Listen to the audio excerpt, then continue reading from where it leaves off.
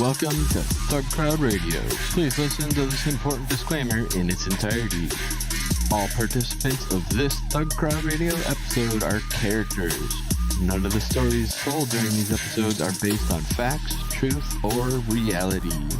All works of fiction displayed during this episode that resemble real-life situations are coincidental and are not meant to serve as guides or tutorials to commit any crimes in any country. Please consult an attorney for local laws and regulations. And as always, trust your inner criminal. Record play and get your head knocking.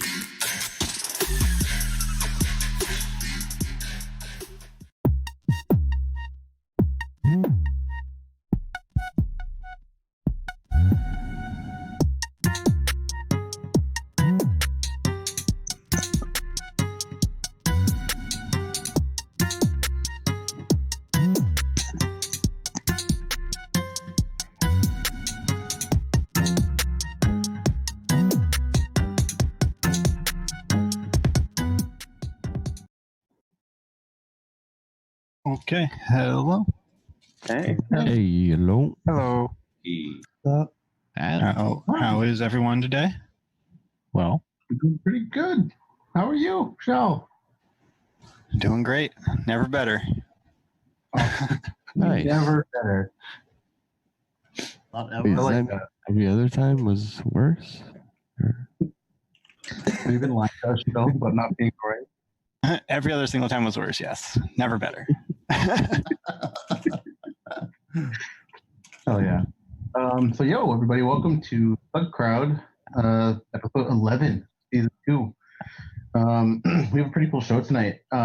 We are talking to some bug bounty heavy hitters about bug bounty and the state of bug bounty today, and in general, just their stories about things that they've been working on, new techniques they might have learned. So it should be pretty awesome. There's a lot of really awesome knowledge here. So, and thanks to Curious RXID for subscribing. Thank you. Before we get into the news, does anybody have anything they want to share for this? They did this weekend. I did something very counter project. I spent a week entirely offline. No cell signal, no radio. How was it? Wild. It was really nice. Yeah. I Tell us missed more it. about this. Tell us more about this IRL you speak of, sir. yeah. That sounds like Scary. a crazy There's place. sun and grass, hiking, spooky stuff. No computers. Nice. Congrats. Whoa. What was the last part about computers? I know. Oh, Rough, damn. but highly recommend. I think I might do it. Like I've been considering doing it again. I made an attempt at it, was not successful, but I think that's the next step in things. Nice to be forced into it. I just went somewhere where there's no cell coverage. There's I forget the type of telescope, but they block out all the FM radio around there. So there's literally nothing. Like you don't even have a chance. What? There's a place to do like base station research, but Wait, you're talking about that really big one in South America? no, this is Oh. US based. There's a few radar telescopes. They block out a few miles around it. That sounds like an excellent feature for a hotel to have is an RF jammer. Just Yeah. a Faraday cage hotel. That's They were, crazy. I never heard of this. I recall those movie theaters and prisons were two places I was talking about, like blocking out like cell signals, and then everyone was like, "Yeah, that's a great idea." And then like, "What if emergency?" Like, "Oh yeah." So, yeah. Yeah. Yeah. Hey, where does violence tend to happen in prisons? Yeah, like what if there's like a prison riot and we need to call someone? No, the And the phone's not- telegraph. Or like a fire in the theater. Yeah, like if something happens to their fire starts in the comms room or something, then they're totally dark. Got to run outside through the fire. Yeah. Oh, and thanks to Init InfoSec for gifting a tier 1 sub to Bane, Uncle Danfy. Thank you very much. Yeah, that's pretty sweet though. I'm glad to hear that you were able to just disconnect for a bit because that's very difficult to do. Really hard. Especially just like when you're used to just not even doing anything like crazy online, but just like when you are used to like ordering like a pizza or something online, or like looking up like directions to places. Like those are things we take for granted a lot of the times. You guys know that tick you have? Like if you don't put your phone in your pocket for a day, you just kind of start reaching for it sometimes. I mean, Yeah, sure. if I didn't have my phone in my pocket, like I start freaking out. Like, where is it? If Yeah. there's no You way- ever have like ghost vibrations? The ghost vibrations. That's what I was gonna say. Yeah. Or like Oh, somebody yeah. on a water glass and you think it's a notification noise. When I hear like a high enough pitched noise, I just assume it's my pager and my head starts twitching. Where? We have neighbors, so I hear percussion, and then I presume the percussion is my phone vibrating. I'm like, Dude, we're just too fucking cyber. It's kind of like in Jurassic Park, you know, when the water on the table starts shaking, like the phone. Ka-ching! Is that a cash register? Hashtag is trending. You never really sold anything on eBay, did you? What are these sound effects? It's a pachinko machine. Oh. Is it? Do you have that Australian instrument? I don't know what it's called. The didgeridoo? The whole Yeah. Do you have those noises? Can you didgeridoo? Yeah, I just no. People beatbox through them. It's kind of cool, but it's weird. Oh yeah. Awesome. If anybody doesn't have anything else to do, anything else to say this year, we want to get into the news. Let's do the news.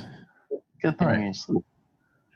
Beautiful. Okay, so the first one we have on here, speaking of bug bounties, is Valve, who now is backpedaling on their Steam vuln, or the 2 Steam vulns that were reported to them. It's pretty cool, I guess, for the community, although it's definitely an annoying thing. So the gist of the story is that Valve received some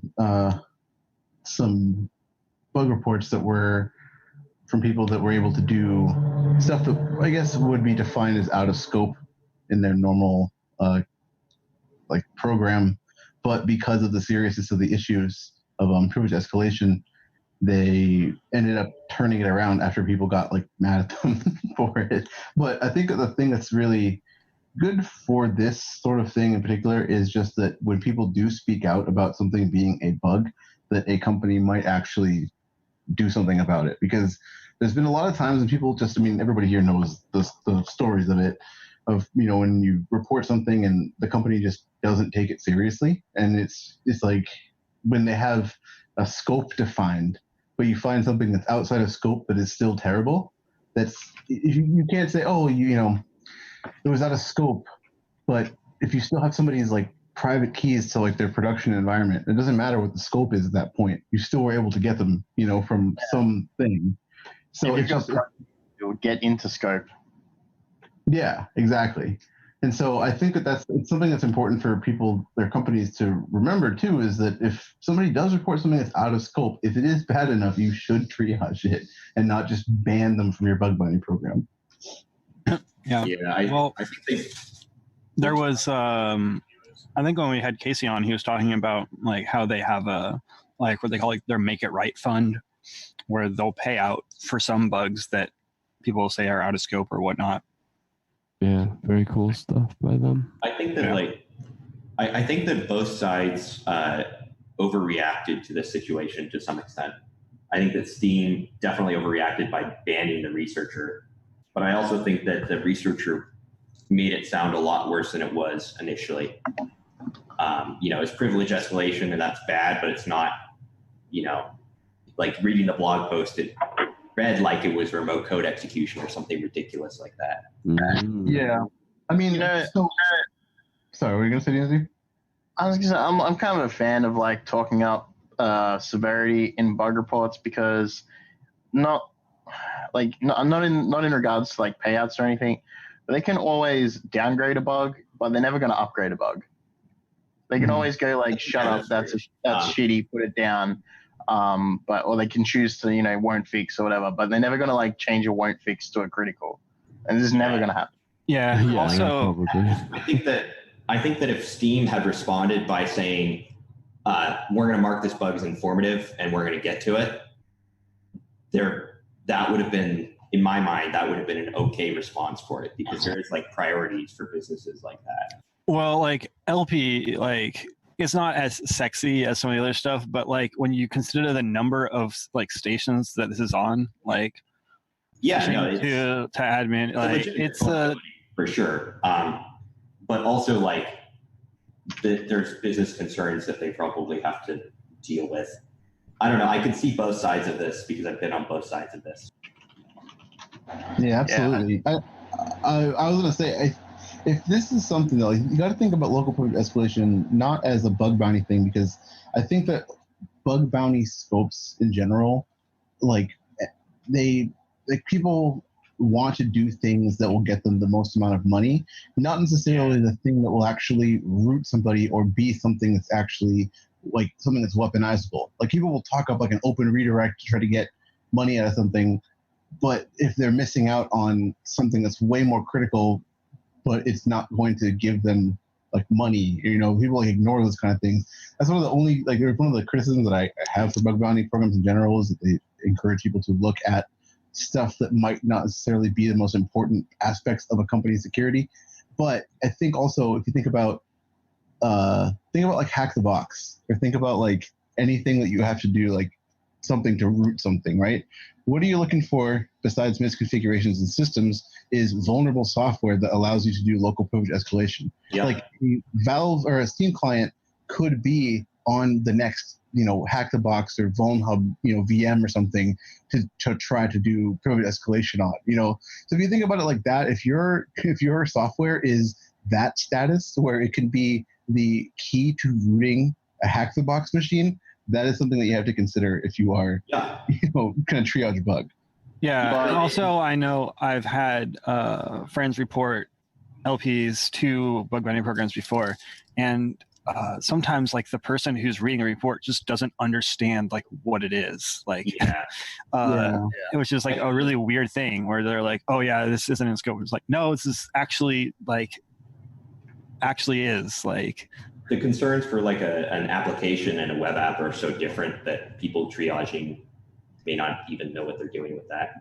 I think that, but like, again, if Steam had said, we're going to accept this, but we're not going to pay you for it, I think that would have been a significantly better response than what they decided to do.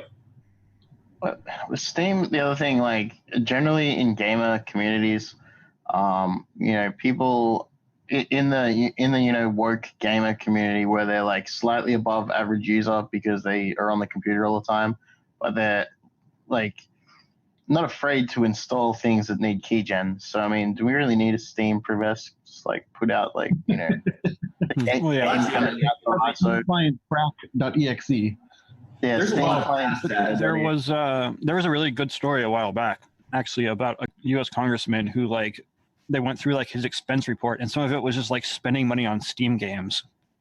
And it's like that was literally the first thing I thought when I like read about this. I was like, oh god. Like as the population gets younger and younger, and like people in the Senate get, younger and younger. You're right, yeah. It's like real. Things not on my work machine. There's a lot of different paths to getting privilege escalation, especially on Windows. So that's another aspect to this. Also, I bet you that a lot of personal users run in local admin anyways. Yep. Yeah. So that's an interesting topic, though. Definitely read that article. It kind of spells it out a lot better than we did here. But yeah, definitely something for vendors to keep in mind is that you definitely have to have a lot of eyes on something that like you want to make sure or consider the fact that somebody who triages a report might not fully understand it and it might need extra help. And thankful that some companies are able to admit that they're wrong and do something about it. Isn't this guy still actually blacklisted on freaking? I just forgot actually the name of the company that was actually HackerOne. Isn't he still blacklisted from HackerOne though? I don't think so. I'm looking at it right now. It looks like there's a lot of nuance and a lot of reason to go over the article carefully, reading it, because this is one of those weird articles where there's, I think, even just the internal sub headlines inside the Ars article, like another researcher is shut down. That implies that the researcher is like totally toast. I don't know if that's actually the case though. Like I'm trying to look for what you're saying. You just get banned from like singular programs. Yeah. Oh, okay. I guess we can probably talk about it more later, but just like a lot of the time as well, not every okay, picture this. Twitter profile, 7 followers, follows 60 people, anime profile picture, edgelord name, like biosecurity researcher. Like this is a lot of bug bounty people.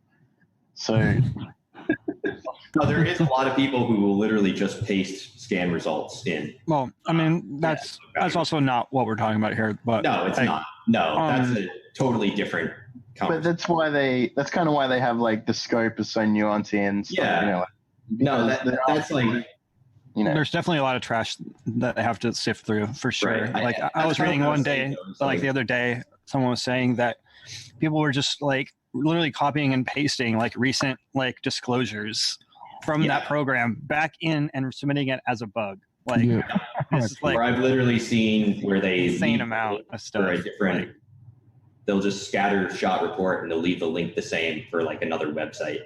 It's becoming a huge issue because they're doing it to MITRE. They're getting CVEs for things that are 10 years old by changing the wording on it. I think that part of it is like, that's kind of what I was getting at earlier, is both sides have reasons to make decisions that way, but I don't think that I think that both parties here kind of blew it out of proportion and jumped the gun a little bit. Well, we also don't know like what in the report, right? Like what was said and how it was said back and forth. Like there's a lot that goes on there that I don't think we have seen and that we probably shouldn't see. But yeah, that's a big thing. Yeah, no, I mean the reporter's given his side, Valve is probably not going to give their side. Hey, we should move on to the topic directly. We can talk about this a lot after. I should talk about the next story, which is space crime. NASA is investigating the first crime committed in space, which is pretty cool. It beat us to it. Dude, this is garbage. This is like less than petty larceny. And identity theft. This is like petty larceny is a better crime than this. Yeah, but so I think what's interesting, though, we were talking about this before, is what kind of internet connection do you really have at your disposal on the international space? Like, how are you able to sit there and just chill online? Well, Twitter must be pretty good. Yeah, but Twitter. How did all the old people stay around with those 56K modems waiting for like 5 minutes for a page to load? No, but there was the astronaut with he had the DSLR, and he was taking photos like and posting them on Twitter daily. Like they're pretty. Yeah, I think they have at least the equivalent of a T1. And they live stream as well. They live stream the ISS. Yeah. Well, like, I would just assume that all of it is expensive. It's not even about the speed. It's just that the data transfer is probably a lot. But I mean, I don't know. They own the infrastructure and it's marginal. Well, and so just for clarity's sake, for people that maybe possibly even aren't aware of it, it's the first space cybercrime. Like the cyberspace. Yeah, the cyberspace space crime. I don't know how that works. I think a fun question to pose here would be who has legal jurisdiction. Right, that's what I was thinking. The Space Force. The intergalactic judicial authority. The Avengers. Calling the Avengers. Yeah. I think that it's, since it's somebody in the U.S. is pressing charges, maybe. That's a really difficult question. So it actually goes to where the crime occurred on the module, like who owns which module, So if it's like Really? the U.S., yeah, and then the other part of it is the country of origin of the person that committed the crime. So in this case, it's straight up U.S. Well, and the crime was committed against systems and people in the United States, supposedly, right? Yeah. Well, it was against her her ex or something like that. Yeah, and she was accessing a bank account of an ex-partner, I believe. So who's going to be the space lawyer for this case? Like, well, like if that were to happen on Earth, But here's the thing: wasn't it a joint account? So like, wouldn't they both have access to it? Well, yeah, you would think. So there's a lot of interesting questions still out there, but we definitely need a space lawyer to join us in the show. Twitter lawyer guy. Okay, yeah, but like this whole thing, like, so basically TLDR, like the crime was logged into bank account. That's the crime. Yeah. Yeah. So it's not really like in the real world anyway. Like I don't know anyone who's got like, you know, an ex who's logged into a bank account they should have access to, and like that's some Judge Judy shit. And usually we don't know though if she transferred money or anything. Though she could have transferred like 500,000 or something. I mean, effectively, it lets you track somebody, right? If you look at somebody's history. Yeah, but interesting. I'm pretty sure I read somewhere else that there was like I was discussing this earlier in the week, and like there was no, as far as I read, there was like they logged in and that was it.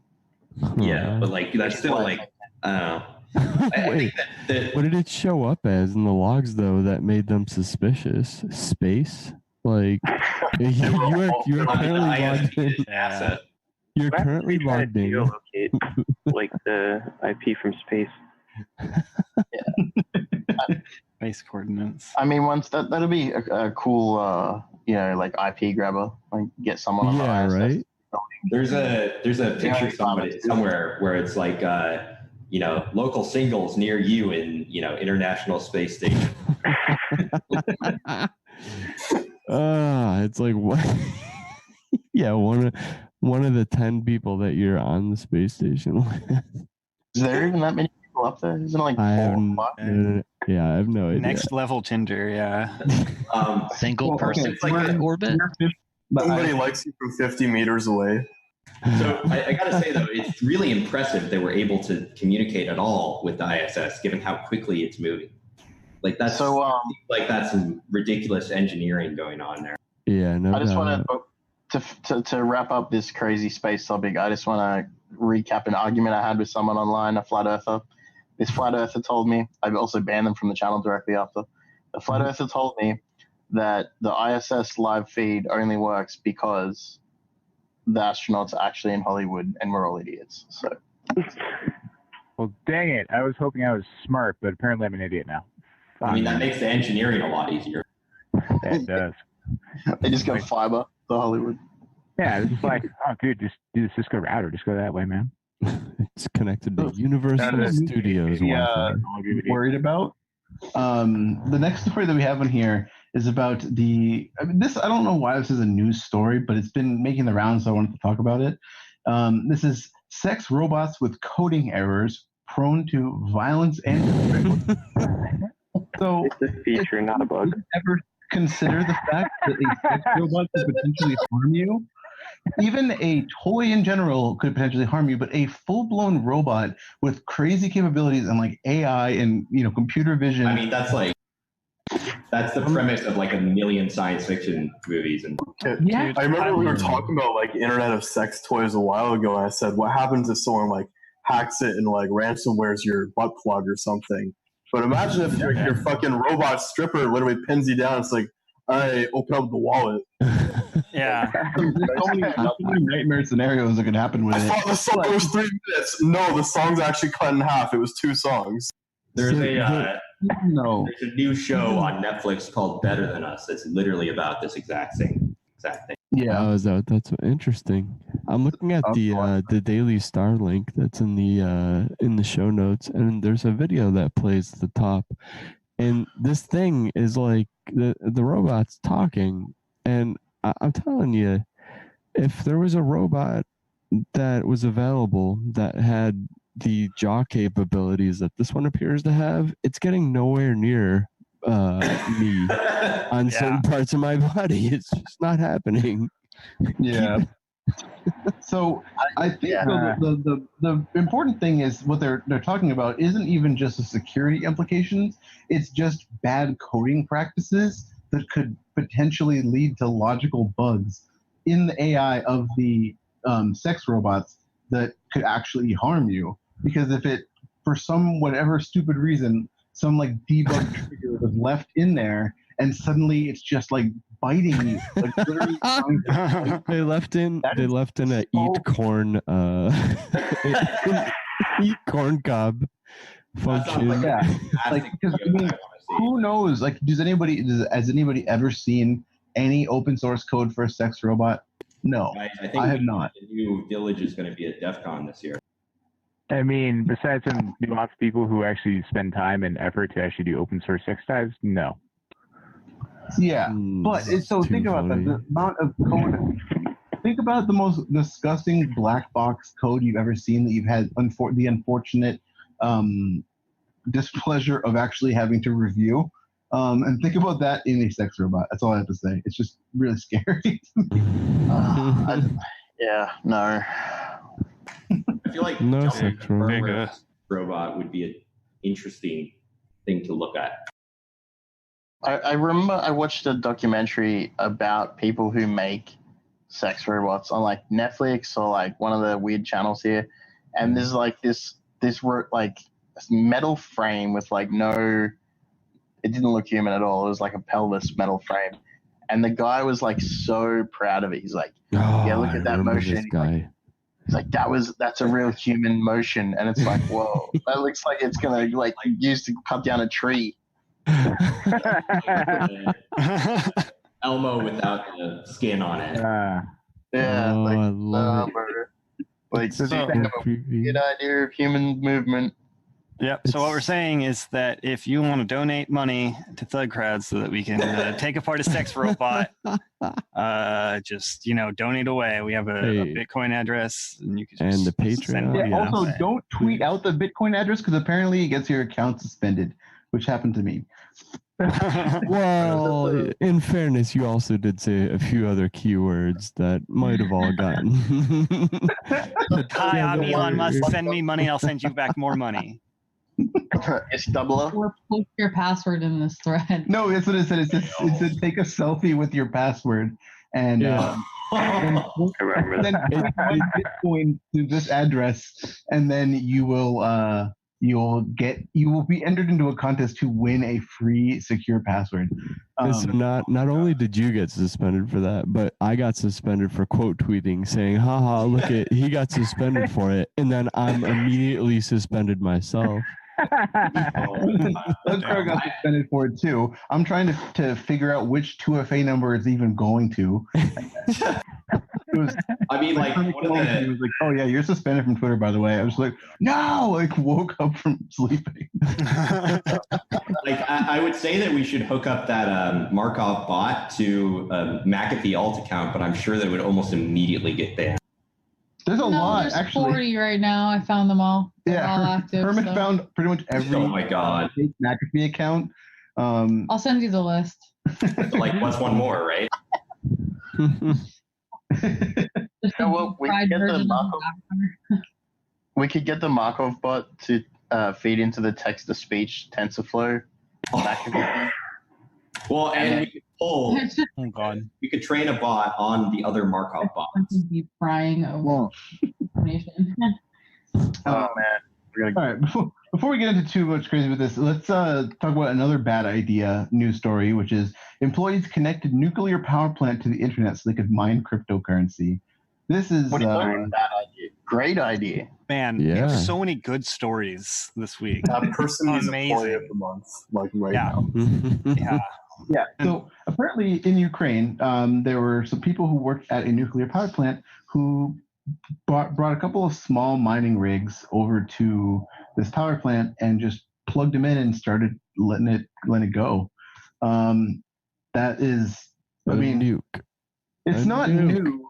for people to bring and mine cryptocurrency at work. People do it on supercomputers, other power plants, and just stuff. But these, the fact that it's a nuclear power plant that was just connected in some way with it, like imagine if anybody here works and has to do any security management stuff, and you have to manage devices that are on your network, and you banned, personal cell phones, you banned USB devices, and then imagine discovering in your nuclear power plant there's just some really shitty mining rigs that are just mining and connected to your internal LAN, like deep in your power plant. That's just like just everything you work for, like, safe. It's not the worst disaster that's happened to Ukraine at a power plant. Oh, I know that, but this is also something that opens up a gigantic security hole on a power plant, which is someone was definitely shitting themselves when they saw that. Also, I like the fact that it was for the article says there were 9 cards in total that they were using, I like literally such a small amount of power, you're like. Can you imagine them just be like, who's going to notice us just taking a little bit of electricity? Not much of it. It clearly costs nothing to produce. This is not the first time this has happened. Oh my God! What? It happened in Russia in 2018, apparently. Oh. They arrested another nuke the nuclear center for using the APC supercomputer to mine.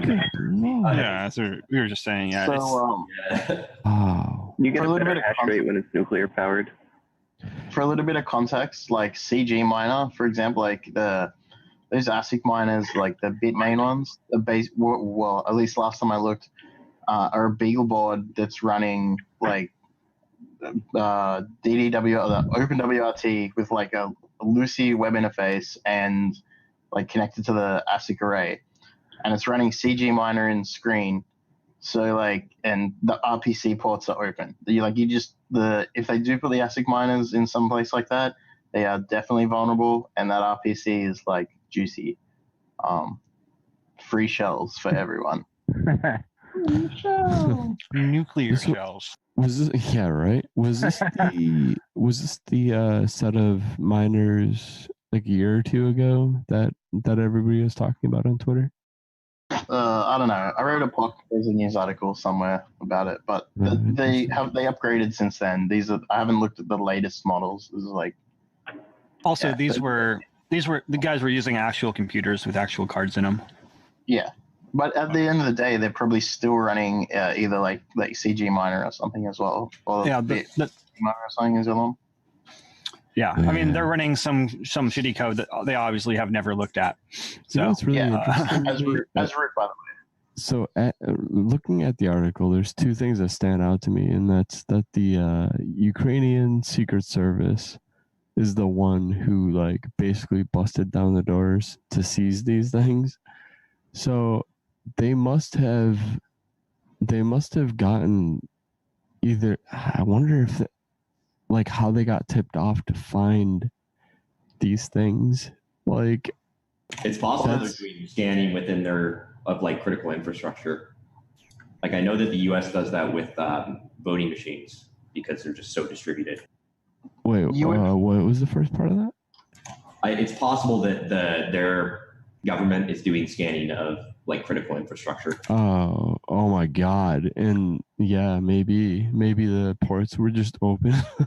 I would say the way that generally when you have a remote miner somewhere, you have RPC accessible. I mean, not necessarily open on the internet. They don't if you want one tip about remote mining, do not put the RPC port open to the internet. But that's how most people check the hash rate, if it's still running, if it's locked, whatever. Right. Yeah, I mean, in terms of stuff that you should be monitoring on the network, nuclear power plants is up there. But also, I can imagine that. I bet you that at least some nuclear power plants have systems for reporting to governments, have protocols in place for how to do that.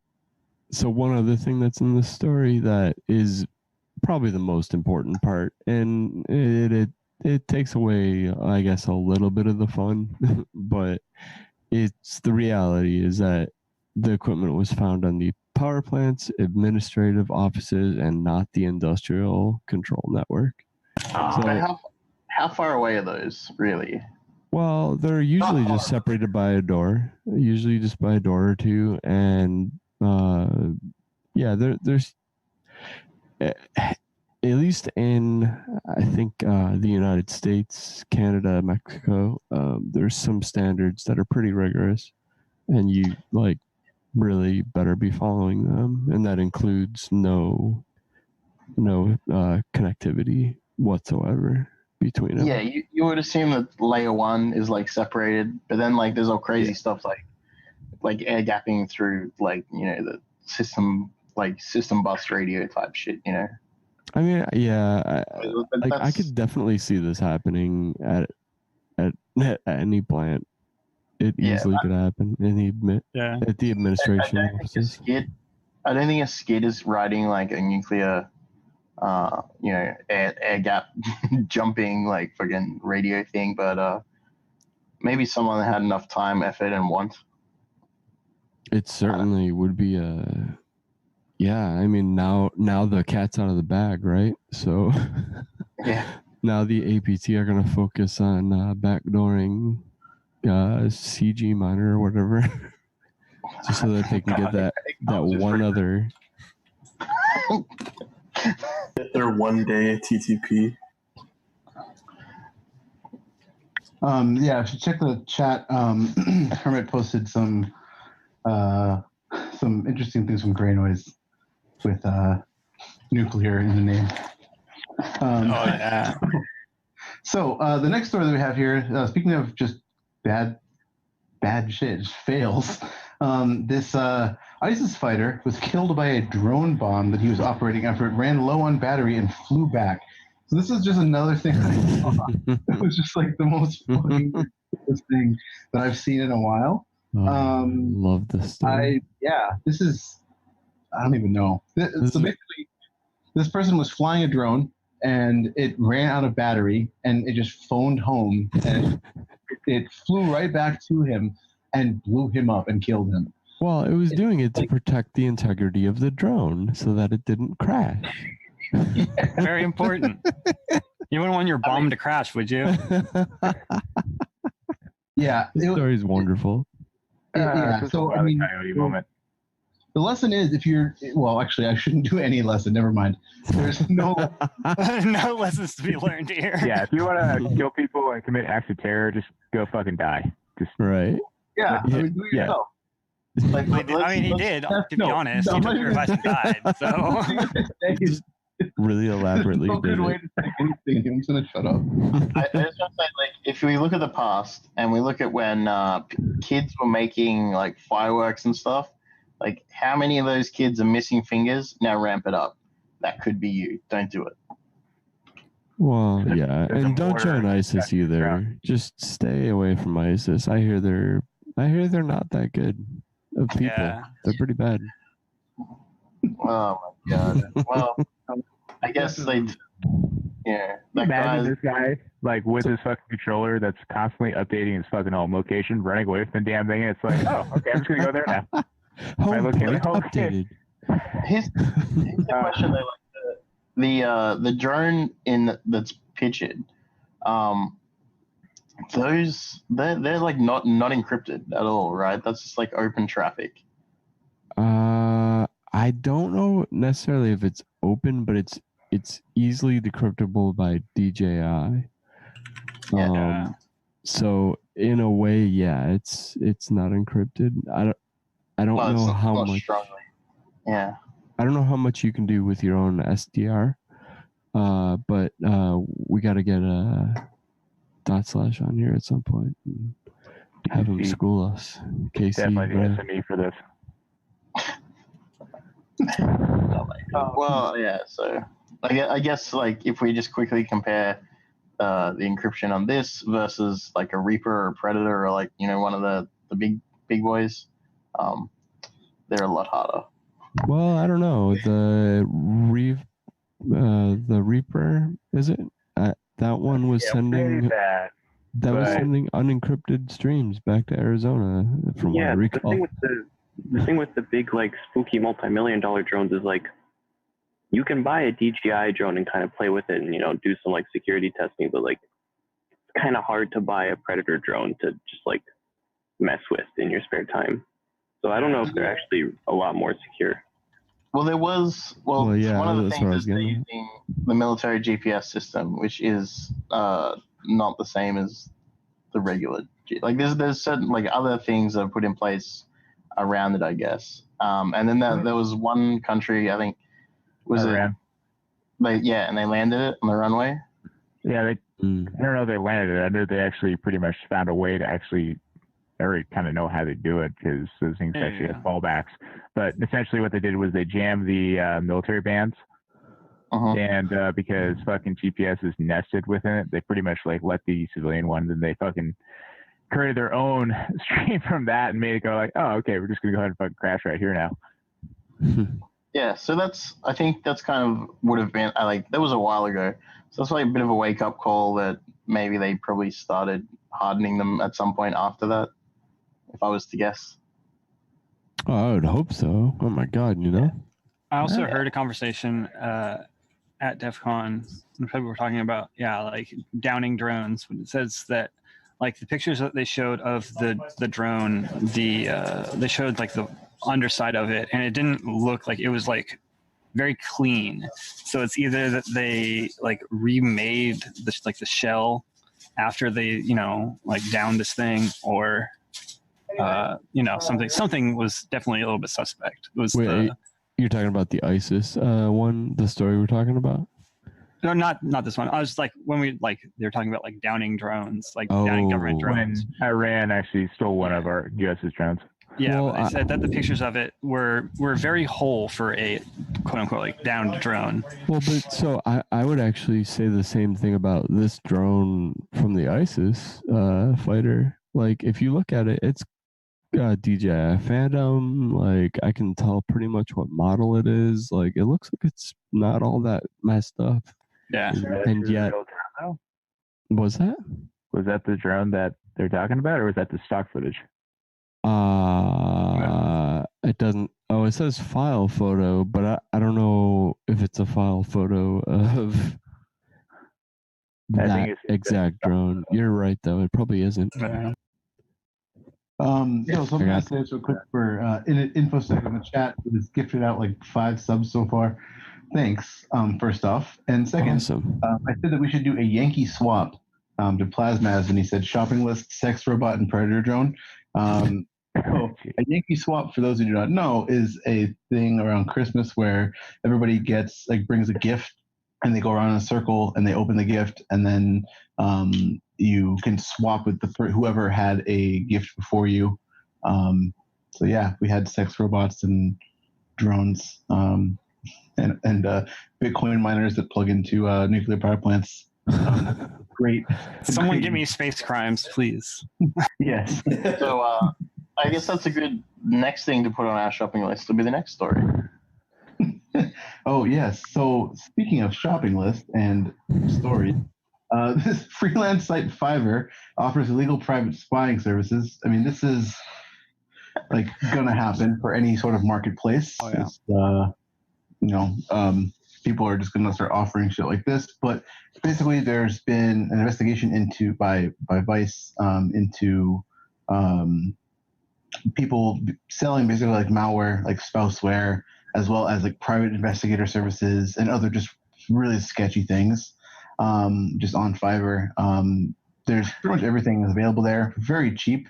You can buy malware for $5 to record a keylogger, and for $400 you can buy software that will allegedly steal targets' password and email contents. I mean, you're just selling a rat at that point for like $5, and having a price level, but it's there's people who are just selling these things on Fiverr. I mean, it's clearly a place where people can sell stuff and make it look nice in the app, but I mean usually it's just some really sketchy person who just will likely scam you if they even provide a service. I mean, this is kind of like you would get this idea if you constantly wanted, you had a lot of, say, DMs that said, can you help me get a stat, bro?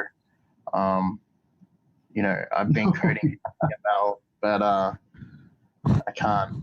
I don't have a method to get this snap, bro. If somebody sent you a lot of messages like that, then maybe you'd be like, hey, maybe I was on Fiverr. I'll get snap bros forever. I'm just trying to find in case anyone didn't see. I signed up for.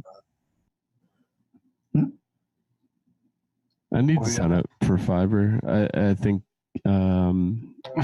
it sounds really funny to look at. Like it there's a lot of really funny ideas too. Like some interesting things you could do with it. I bought a Big Man Tyrone video on Fiverr. Yeah, Big Man Tyrone. Yeah, he's the fucking the Kekistan. I don't know. He's just a meme man. Makes videos of money. He'll say basically like whatever you want him to say for that's not, as long as it's not like too, as long as it's not too unacceptable. He'll basically say whatever you want, and then you just pay him for however many words it is. Make a video.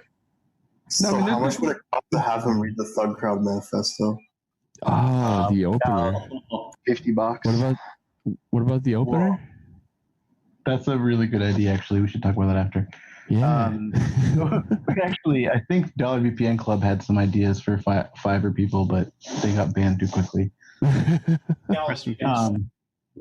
But yeah, so the case in point for this whole thing though is that don't buy freelance cybercrime services. Just it's never a good idea.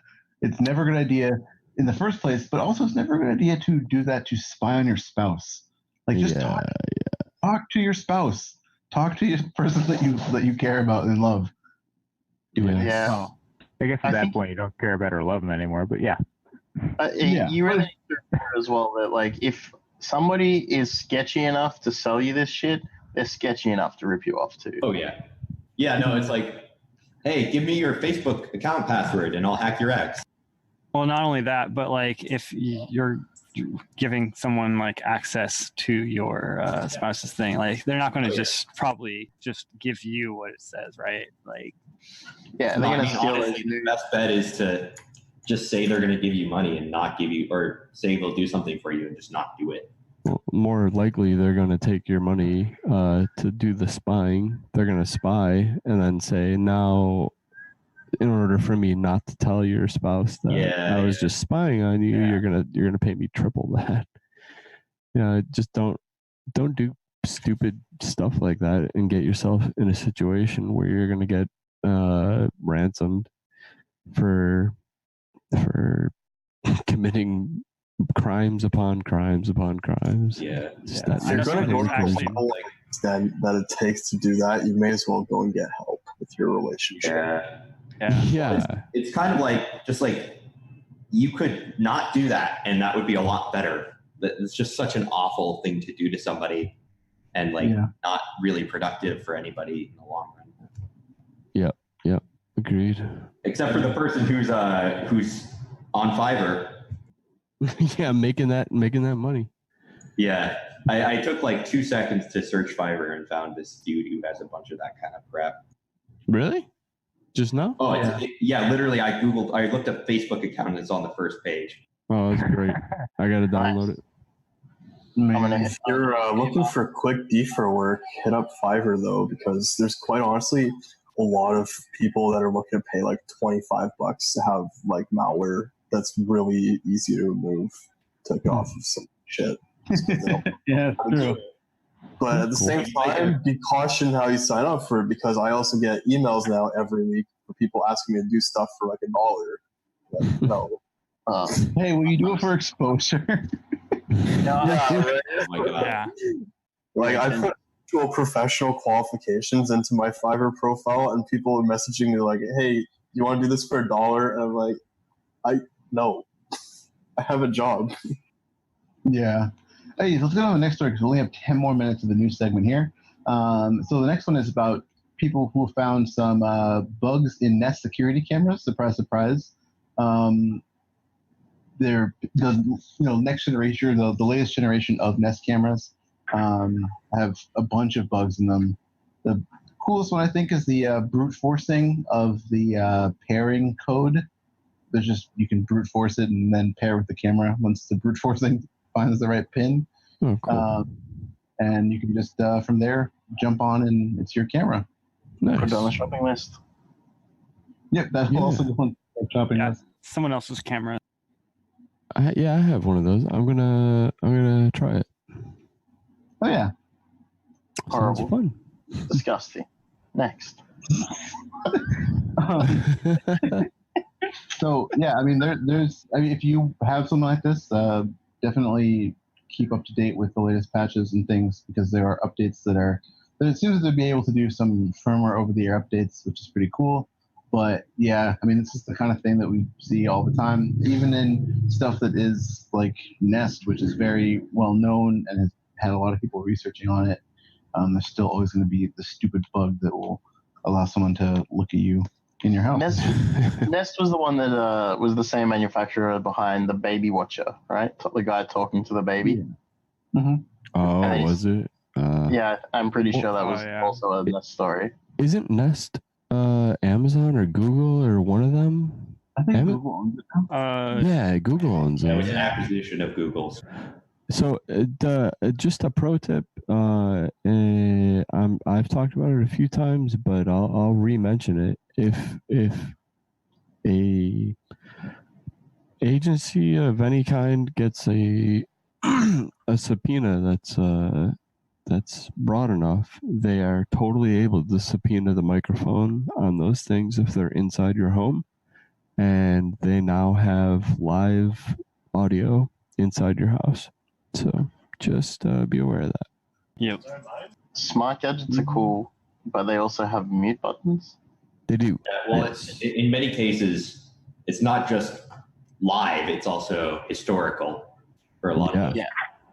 Mm-hmm. So if I'm gonna have a conversation that is say it's about work, or I'm gonna be talking to the bank or like something like that, there's certain devices I turn off, mute, turn off, whatever, because I know that I'm gonna have to give over certain details and whatever, and if that is, it might not be listening, it might be historical, but it's just a case of if it is recording and your account is later compromised, and it's so say, I don't know, you've got your Amazon Alexa, your Echo Dot or whatever, and it overhears and it saves, and there's a thing, we talked about it previously, where you can listen to some of the recordings that have, go through and see what's there, and people have definitely found stuff where they didn't expect it to be recorded. And it's just like you said, historical. So if you're on the phone and you said that, something that triggered it and it saved it, and then you give out your data, and then someone else just further compromises you through to some ridiculous convenience. Yeah. Well, and you can disable that, but I don't know if I trust that. And it's better to just not software disable, Yeah, although honestly, your odds of the support person, reading your social security back to you and somebody else overhearing it are much higher than your smart device. If you're in your own home, I mean, you'd hope that no one else is overhearing you at home. No, I've literally been in a support call where I can hear somebody else's SSN in the background because they're in a call center. Oh yeah, definitely. Yeah. Or the password. Hey, is Karan on here? Huh? Karan, Squeal. Everyone has stupid names right now, so. True. I didn't get a follow. So yeah, all right, never mind. He's not. Okay. And everyone has stupid names. All right. Well, so okay, so that's Nest.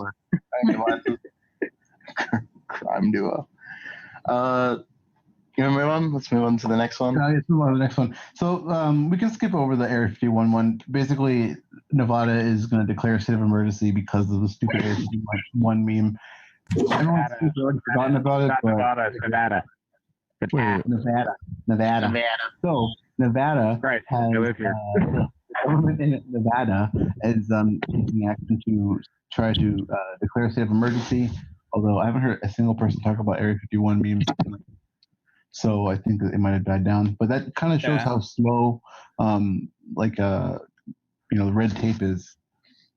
Yeah, well, also, it's just funny that if your meme is successful enough, you could warrant a state of emergency out of. Yeah, that's like swatting a whole county. That's like Jesus. Wow. Oh my god. Like when they talk about weaponized memes, this is a very good example. Yeah. Swatting is it?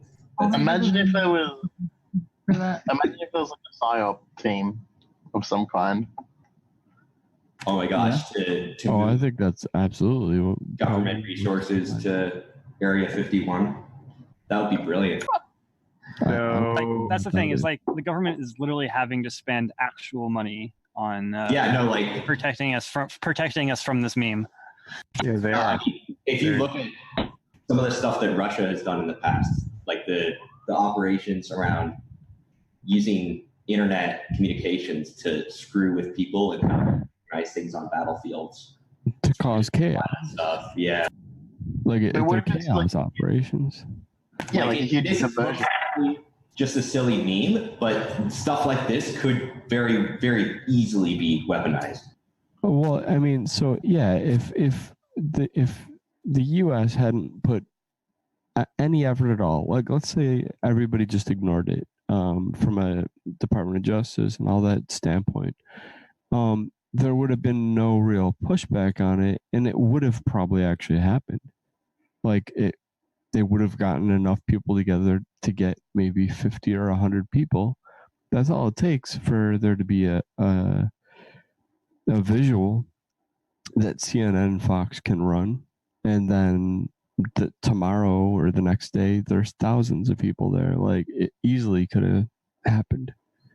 And can you imagine like if it was a chaos event though, and like basically all of the resources that would have been allocated elsewhere were just like sent to Area 51 on the day, and there's a million useful idiots who actually show up there, and then at the same time you just go rob a bank. Yeah, you go attack where they're not, right? Like that's an incredibly smart approach to that kind of thing. It takes like a lot of planning, and it'd have to be a lot of luck to be successful with that, but you could do it. Yeah, I guess if you're actually tracking it and had to because one of the things you're talking about how much money it would waste of to defend against, it also costs a lot of money to pull off. Yeah. And so the other thing is in this kind of situation, the Area 51 thing is not, I don't feel like it's serious enough for them to say, let's put all of our resources here. But if you were to do if you made it look like there was a legitimate threat to people's safety, you could really cause a lot of havoc and use that as a diversion. Well, the problem with a lot of these events like this is all it takes is one idiot, right? Right, yeah, that's or true. One person who's really into some conspiracy shit, right? And then there's a very, very bad situation on your hands. You got how many people signed up for it? A couple million? Well, imagine if the meme though was in the realm of the polarization between Antifa and the neo-Nazis. All of a sudden, that's public safety, and if the numbers grew, and it spread so quickly, people would be like, "Oh shit, we actually need to get riot police or something on with shields." Right. Well, and cocktails. Riot police also escalates the situation. Exactly. Yeah. There's a lot of stuff there. The whole thing is now there's 3 gangs. Really bad. I mean, you look at the Black Lives Matter thing. Wasn't Cambridge Analytica involved in both sides of that conversation? Russia was. Yeah, you see how easy it is to escalate an issue by pumping up both sides there. The Swiss of World War II. So yeah, information warfare through this kind of meme event would be really crazy. What's our last news story here? The last story was still real quick. This is 4 rotten packets. Such a good term. 4 rotten packets. How 4 rotten packets broke CenturyLink's network for 37 hours. So if you remember this CenturyLink outage, this was pretty cool. A lot of people were not able to get online. A lot of cell and web communications were down. So a lot of things were down, and it was because of 4 packets that were malformed, and they were broadcast packets that were sent out with no expiration, and they would just bounce around and be forwarded to everybody and just clog up everything and just create, additional packets from that, and it just became this like recursive nightmare. I actually haven't read the full post-mortem on this, but I'm looking forward to it because this is definitely something that can happen to anybody. If it happened to CenturyLink, happen to an entire aspect of the internet, it can happen at your work, or it can happen to your systems, depending on how you do things. And definitely really interesting because there's no matter how much we know about computers, we still rely on stuff that was made like 30, 40 years ago, like defined. And it's just going to be like this. The danger in this is also increasing because I think with the complexity of software-defined networking and like the cloud, people are just getting if you look at, say, routing tables in Amazon, right? Your AWS, like your EC2 instance routing table is absolutely friggin' useless. Don't touch it because it'll just break everything. Or like within a Kubernetes cluster or something, you don't. The networking is managed at a different level, but the networking still happens. Like physical networking still is going to go back to physical networking devices. So the crossover complexity raises so much that all of a sudden something that would have been clear to see when you've got like two Cisco 800s and a switch, like is now abstracted 48,000 times, and you're like, oh, this like broadcast you got through, we're dumb. IP tables sucks. Like I don't know. First of all, shout out to Rotten Packets Report. But yeah, no, that's the problem is when you have when you have so much like where no one understands like all of it, right? Like no one could understand all. Oh my gosh! And you get so much shit. Is it great? It's just like layers on layers on layers of shit, and no one knows what's going on and how these things talk to each other. It's just all bad news bears. There's just like a lot of different. The more features you have in a system, the more things there are that people forget to configure, or things that don't work well with other things. Yep. Okay, so now that we have gone through all the news, we should go on a small break and come back and talk about Bug Bounty with our esteemed guests here. Yes. Very esteemed. 1 second here, though. Cool. All right, yes. Thanks, everybody. We'll be back in a few minutes. We'll just go on a quick break, and we will see ya.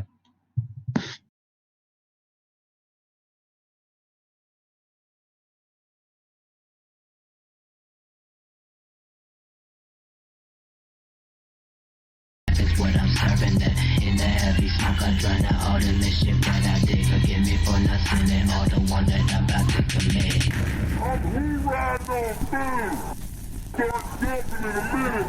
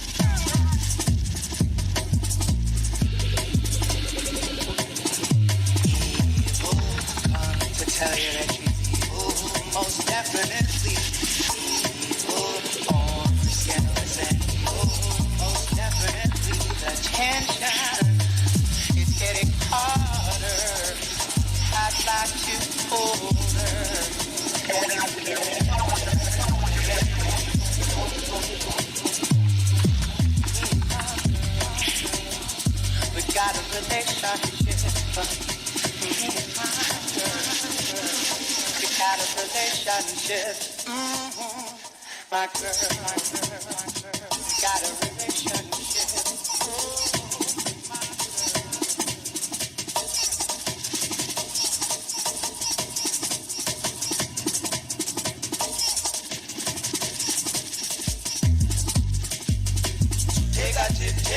Take a tip for me. Rallies on the microphone with Ross and G. All the people in the dance to free their way. Well, what about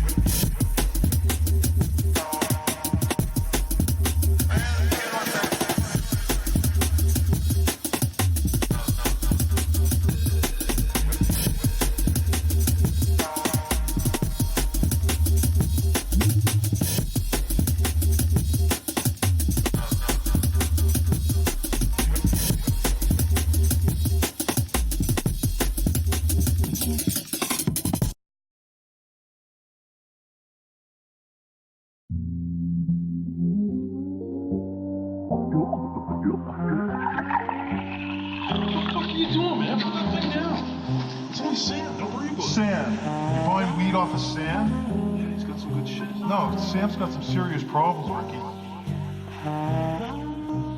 Just a packing, never slacking, bitch smacking killer. Just a packing, never slacking, bitch smacking killer. Just a packing, never slacking, bitch smacking killer. Killer. Just a packing, never slacking, bitch smacking killer. Just a packing, never slacking, bitch smacking killer. Just a packing, never slacking, bitch smacking killer. Just a packing, never slacking, bitch smacking killer.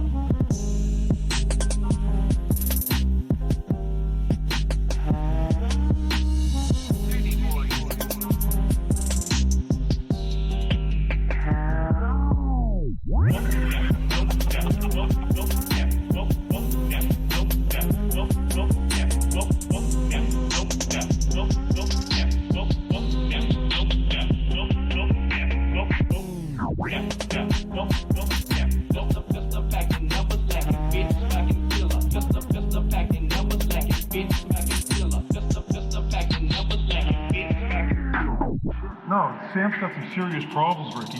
He said everything's between you and him is cool. I'm not putting the fucking cameras, man!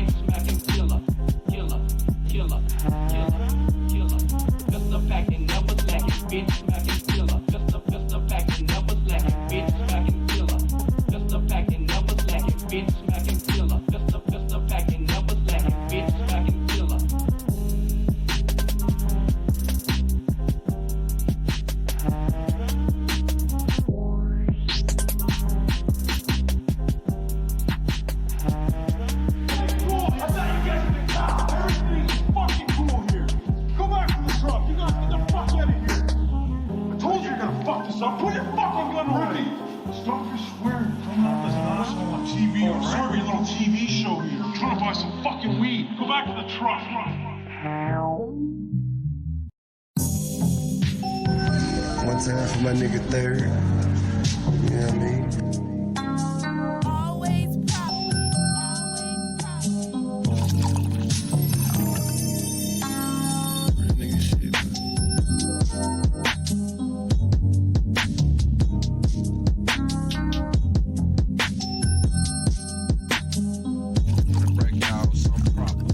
like this.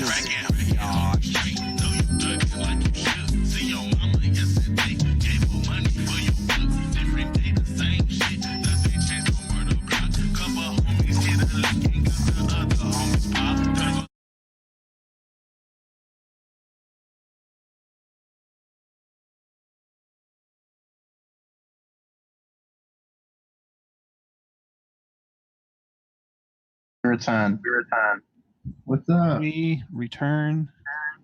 Hello, friends. How are we doing? Hi, everybody. Are we back? I believe Yes, we are. I believe we are back. All right, cool. Online. Online. The best line. Very good. All right. Cool. So we are phenomenal. all right, everybody. So we have here with us, we have Sam, aka ZLZ, Donuts, and Nahamsek. What's up, y'all? How's it How's going? it going? So, the bunties, the bug bunties. The bug bounties, yes. So, Bug buddies. To just talk about bug bounty stuff. I mean, all of you here, the people who are our guests tonight are people who've, had some pretty high profile stuff happen. They are contributing to the communities in general and trying to teach people about bug bounties. So yeah, I don't know if you have anybody here has anything they want to start off with for, I guess, things they might want to share. Or maybe we can even just start by introducing yourselves.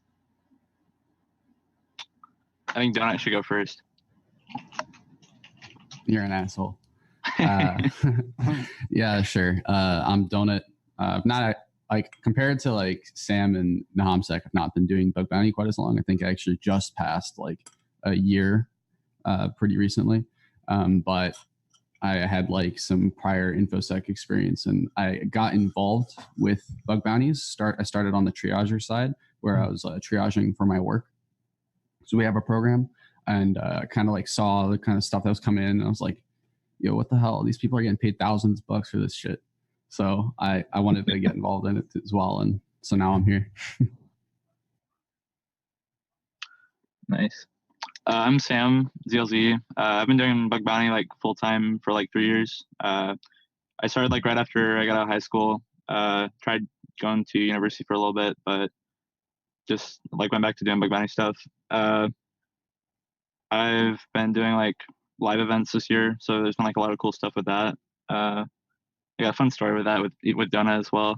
And I worked with Ben for about I think like 6 months as a triager. I think last year or maybe 2 years ago. But yeah. Awesome. And you guys are both doing that full time. Like that's what you're doing. I don't do it full time. Actually, it's just a part time thing. Okay, right. Yeah, awesome.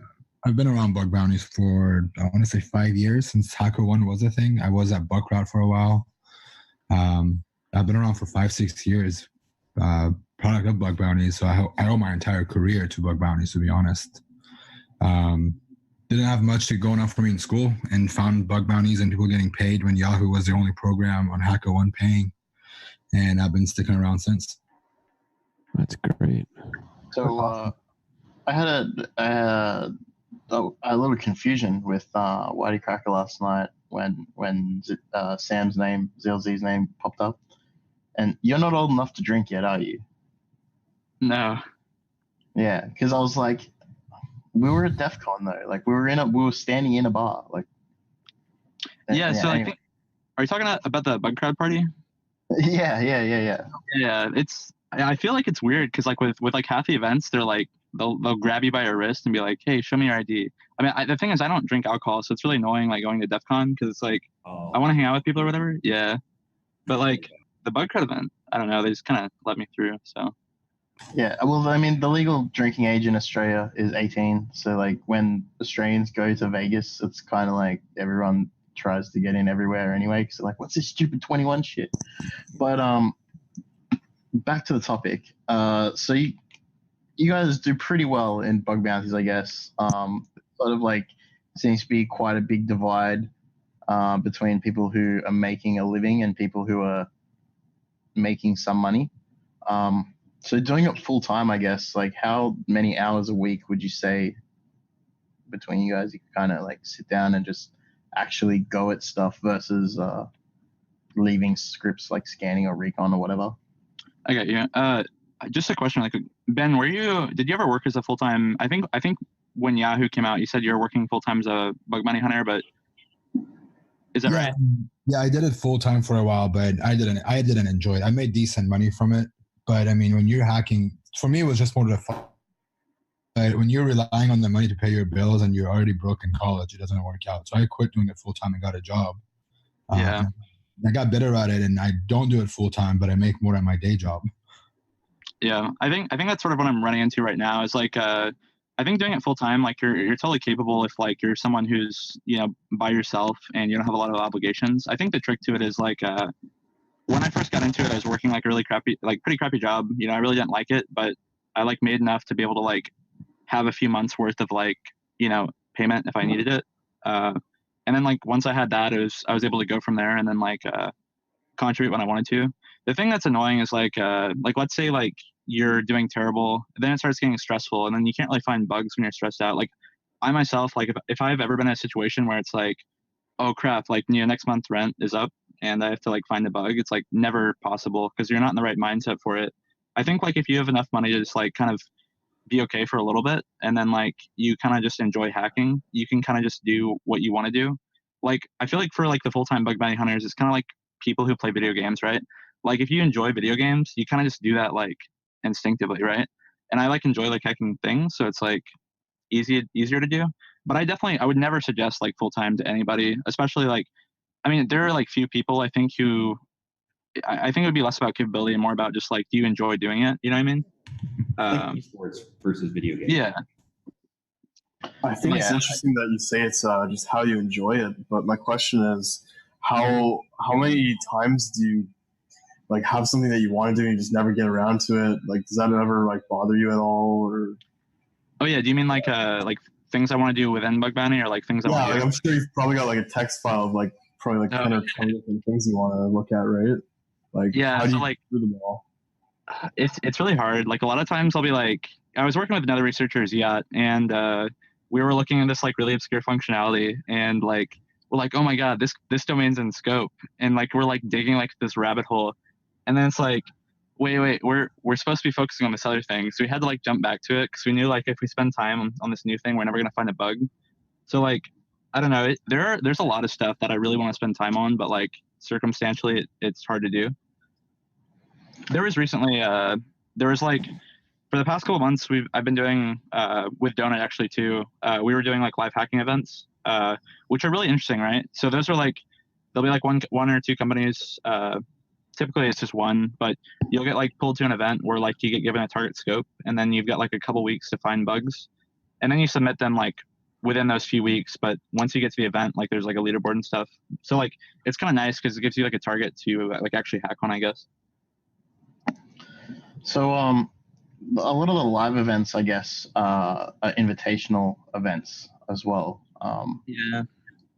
So it's probably like, what advice could you give on people who are currently doing internet bug bounties that want to make it to a live event? Yeah, so it's really interesting because there's a lot of like people have a lot of different feedback about this, right? I think live events a lot of times it's really hard for like take a company like HackerOne and you really want to be able to like. I think HackerOne, if they could, would like easily like, or like HackerOne or ThugCrowd would want to have a lot of people at these events if they could, where it's like a lot of people hacking on one program. But I think the idea of like an event where like you kind of have to like earn your way there and go there and like then hack on the target is kind of interesting. It's more incentivized. But I think if you wanted to get there, like to hack on like a live target, I think it's like one is like community. If you're like within the community and you're giving like you're contributing things like tools, research, blogs, that's a huge thing, right? Like if you kind of know your way around and like are able to like give like things back to the community, that's good. People kind of know who you are. If you're like a good hunter, right? If you've got a great signal and you kind of like are able to do well under pressure, which is kind of what the live events are, right? I think there's like you'd be kind of one of the people who would be invited to the events. I think it's kind of a hard transition because like most of the people who are at events, at least for me personally, I've noticed there's a lot of the same people who go to the life hacking events, and then there's like a different pool each time of people who are, you know, kind of newer people or people who are like kind of blowing up a little bit and are able to do stuff. And I think it's kind of like a trial and error type thing where it's not necessarily like, is this researcher going to perform well at live events? But it's kind of like, can you perform well under pressure at these events? And I don't know, that's just my view on it. I think the platforms that are kind of working on like a technical way that people can sort of earn their way to events. I know HackerOne, for instance, Ben can talk more about this as well, does like CTFs. And if you complete the CTF or one of like the first 3 people or whatever, you get like a paid invitation to like, for instance, I think there was one for 702 this year. Mm-hmm. So you mentioned contributing back to the community. Like in regards to like bugs, like write-ups and things like that after something has been triaged, like how do you feel about sharing, something that is going to help basically your competition make money and potentially you make less money? Like, is it? It's a big conversation. Sorry to jump in. It's a huge conversation because like at the end of the day, there's so many different programs. Some of these programs are private. Not every hacker's on all these programs, right? And as long as you're not the only person sharing in the community and there's other people sharing new tools, new articles, new write-ups, new bugs, whatever that is, I think it balances itself out. But also you're right. Like if I find a new technique, I'm not going to write it up immediately. I'm going to do my research. And I think that's what most hackers do. They go and do their research. They try to make as much money on this new technique or new vuln type they found. And then they start slowly pushing it out to the public, whether it's a talk or a blog post, and kind of taking credit for that work, Yeah, and I think it's interesting too. I think for the most part, bug bounty is like incredibly collaborative. Maybe there are a few people who are like incredibly like kind of just looking to like leech off other people for bugs, and it kind of sucks. But I think as long as you're not really like working with people who are like negative to you and just like enjoy like what you're doing, like the research, and are able to like contribute alongside you, then it's totally fine. Like for instance, maybe you make a mistake and you work with someone who's like just kind of like leeching off you. Like I just wouldn't work with them again, Sharing blog posts though, yeah, like Ben said, like if you do it like if you feel like you've juiced it enough, then I think it's totally fine to share. And I love sharing, So like I would much rather like share it than not share it. Something interesting you mentioned a little bit was pairing in bug bounty hunting. This is something I've heard about a little bit. Could you talk more about what that usually looks like? If you're pairing up with somebody else to look into a bug. Yeah, so I'll give you an example of Donut. So like me and Donut worked together at like this BugCrowd event in San Francisco, and there was an event in Las Vegas that was coming up in like 2 weeks. So like we decided in San Francisco that we were going to create a team for the Las Vegas event, and we got like 5 people together. We were all like pretty good friends, and like we all had different skill sets. And I think that's an important thing, right? Like let's say for instance, pairing. I think pairing works really well because a lot of people have different approaches and different like things that they're good at. Like let's say for instance, one person is good at like reconnaissance and they're able to reproduce a particular type of finding like in different environments, and then someone else is like able to find that particular interaction. Like let's say for instance, you notice that there's weird stuff going on with like, I don't know, the x-forwarded4 header, and you're able to like access like specific targets that you shouldn't able to, like /admin via passing like a local IP. And then someone else is like, oh, I'm crazy good at recon and I can find like all these different hosts. Then you can just kind of apply that there. But I guess going back to that, go ahead, sorry. No, it's different disciplines, right? Yeah, absolutely. I mean, like, yeah, with any I don't know, with any like work, I guess there's people different disciplines. But I guess one thing too is like being able to like build off excitement off each other. Like half the time you don't really want to look for stuff. You kind of just want to like poke at something, I think it's really exciting. Like once you find that, like something you can like mess around with. Like let's say there's like some like potential server-side request forgery, and like maybe you didn't really want to find that, but someone's like, hey, check this out, and then you can kind of just like work it up and like try different things. Yeah. Oh, I guess it is. We created a team for like the Las Vegas event, and it worked really well together. We had Andre, Fisher, Donut. There's Yassine and a couple other people who were all like just like hacking together on a team, and it worked really well. I don't know if you Yeah, it was actually really cool because in a weird way, we kind of like self-organized. We kind of like split off into like working groups. Like I was looking at a particular like recon source that I wrote a tool before the event to try to find a bunch of shit from that recon source. And so as I was like getting interesting entries, I was sending it over to somebody else, and we were splitting up the work of like going through it. And then at the meanwhile, like you seen in Ramsexy, we're off on the side on this other asset. Like they both had an account on the asset, and they were testing like interactions between accounts and shit. And then like OXCCB's YLZ, they were going off and like doing some interesting shit on this other asset where they were kind of like free roaming and looking for. It was really cool. It was a good time. Yeah, it doesn't have to be like limited to the live hacking events either. Like I've hacked with a number of hackers through different Slack channels and stuff, and I'm amazed of how many times I've missed something that they pick up and like, oh shit, we found this that I completely looked over. I think it's an approach in the background you have and how you look at things.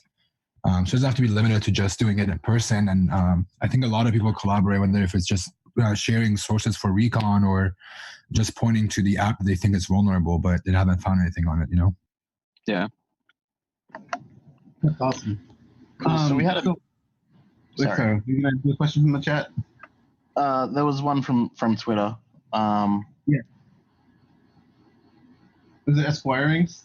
Because Esquiring. So first off, everybody, shouts to Esquiring, Fred Jennings, to ask us a question.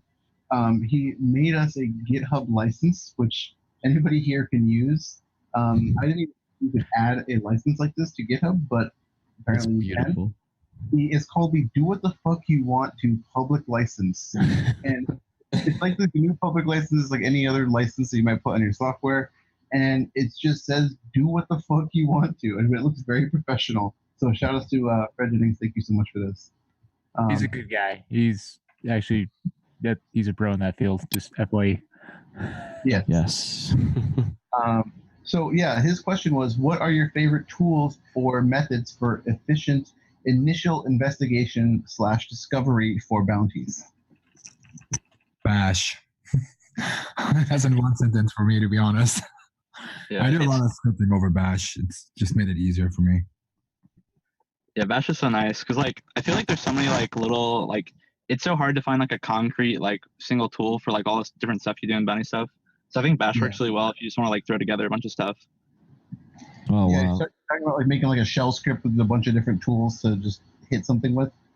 Yeah, that actually like alleviates a little bit of my imposter syndrome when it comes to this kind of stuff because I'm new to the whole CTF and bug bounty stuff. Never really dove into it super hard, and I find myself relying on a lot of just shell scripting stuff, and it, it's not as hardcore as interesting as C. So yeah. That's awesome. Awesome. I mean, if it makes you feel better, man, I don't have a developer background or any programming languages under my belt. I know a little bit of Ruby maybe and some Python, but at the end of the day, Bash is my go-to just because it's easier. When you mass stuff at, I'm scanning thousands of hosts at once. I don't have time to sit down and write stuff in Ruby and figure out why it's not working. I just put something in Bash. It's a loop through other tools that people have already written and using it already, and so wasting my time, That's super cool. So, do you think though that if you knew like a scripting language like more proficiently, that it would help you better, or would you think that you could like?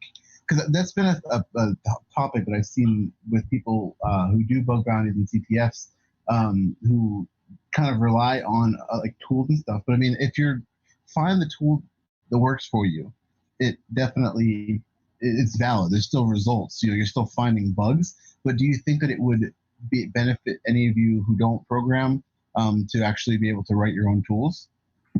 I mean, it does. I mean, you can write the stuff that you can automate the stuff that you're doing on a regular basis. But at the end of the day, the stuff that you're automating with scripting is the recon part, right? Maybe some bugs that are low-hanging fruit, you can automate it in whatever language. At the end of the day, if you don't have the fundamental AppSec experience and you don't know how to find these bugs, none of the programming languages are going to help you. You could be strong at scripting, right? But if you don't know how to spot an XSS, which is something easy to do, For most focus, if it's vulnerable, it's a shell app. You can find it easily. If you don't know how to look for those, it doesn't matter how many languages you know. But what about something like XXE or object deserialization that requires a little bit more knowledge? Do you usually just use a payload for that, or is that something where you? When I learned about XXE, I learned the basics of XML. Easy, just picked up the basics and moved on from it. Yeah, but okay, so object deserialization is a little bit different story. Yeah, because you got to find the gadget chains for whatever language. Yep. Yeah. So like, I guess just a quick shout out in like tools and stuff to Asset Note.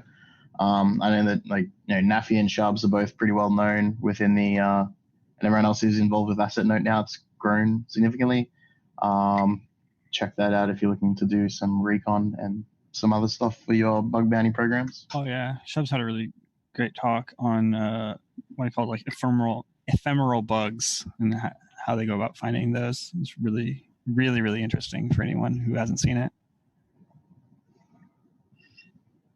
So Luminix had asked a few questions in the chat that we can go through here too. So he asked, or they asked, for people who do bug bounties full time, do you have counsel or retainer? Like, do you have any counsel? For like legal, or like? Yeah.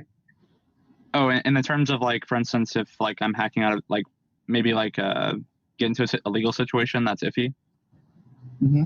Yeah. No, not really. I mean, like, the one thing, I don't think I've ever been in a situation I'd felt like uncomfortable with bug bounty. I mean, there's maybe like a couple times where it's like an issue that's like maybe like, for instance, like let's say I accidentally find like denial of service on a target that's like sending one post request, right? And on the terms of service, it's out of scope. Like sometimes that's the most like iffy situation I'll get into for like bug bounty.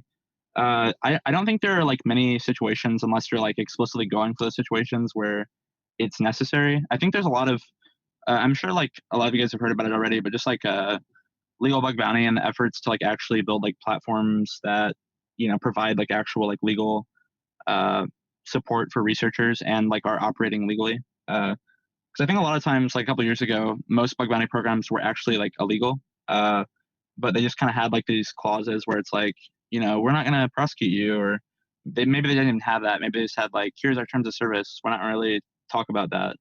But I think we're moving to a point now where like it's getting a lot better. Maybe we're not perfect, but like I don't think I've ever like felt that I'd need that, I guess.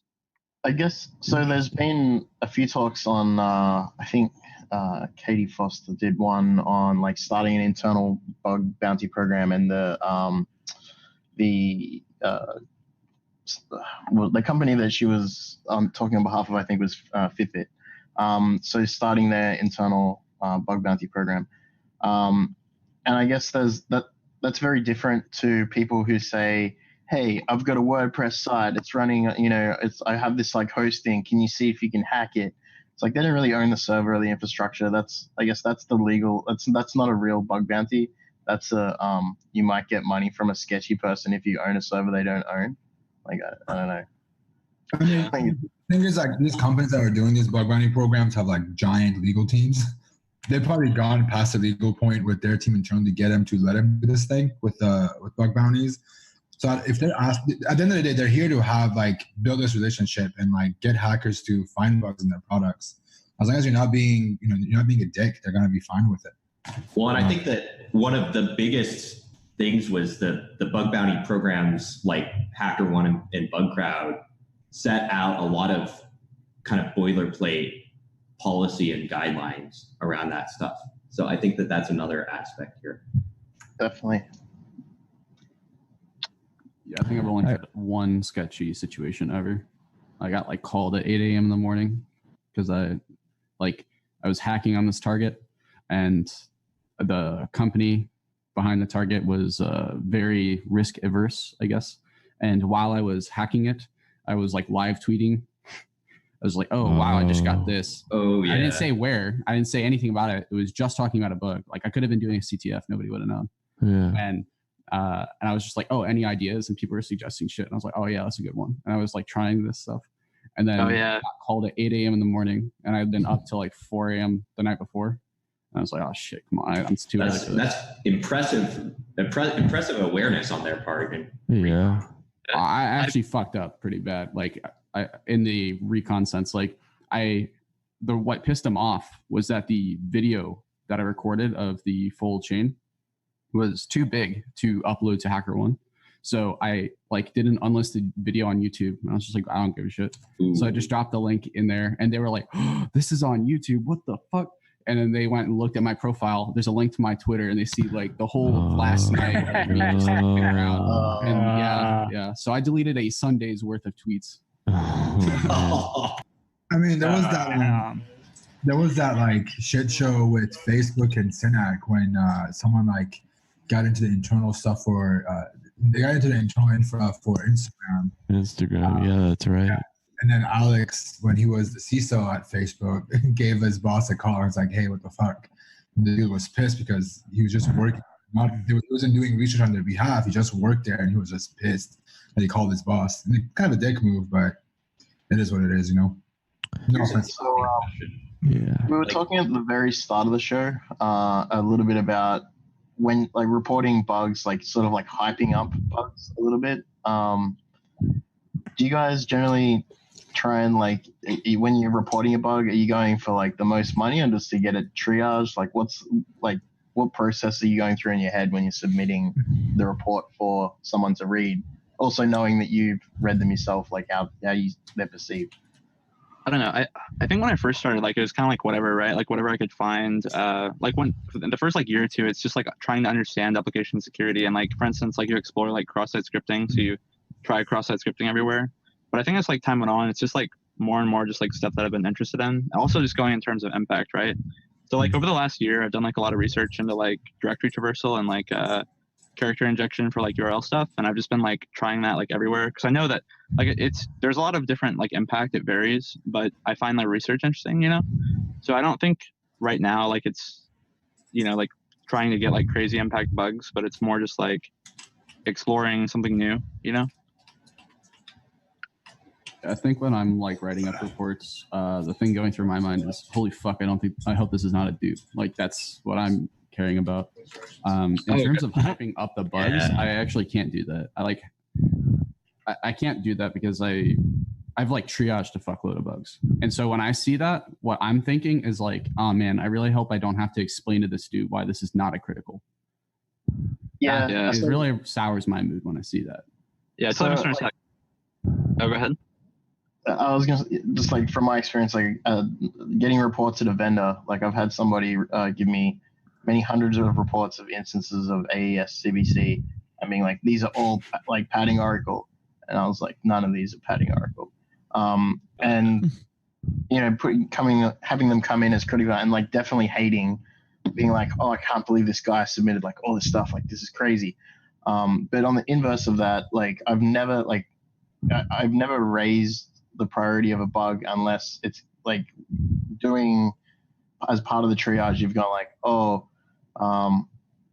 this isn't just a denial of service, this is like a code execution, you know. That's the sort of difference. But like from the other perspective, it's kind of like they want them to be like, you know, a company really wants them to be lower so they pay out less, but you want them to be higher so you get paid more. So if you hype it up, like it's more likely that a bug will get knocked down than a bug will be raised up.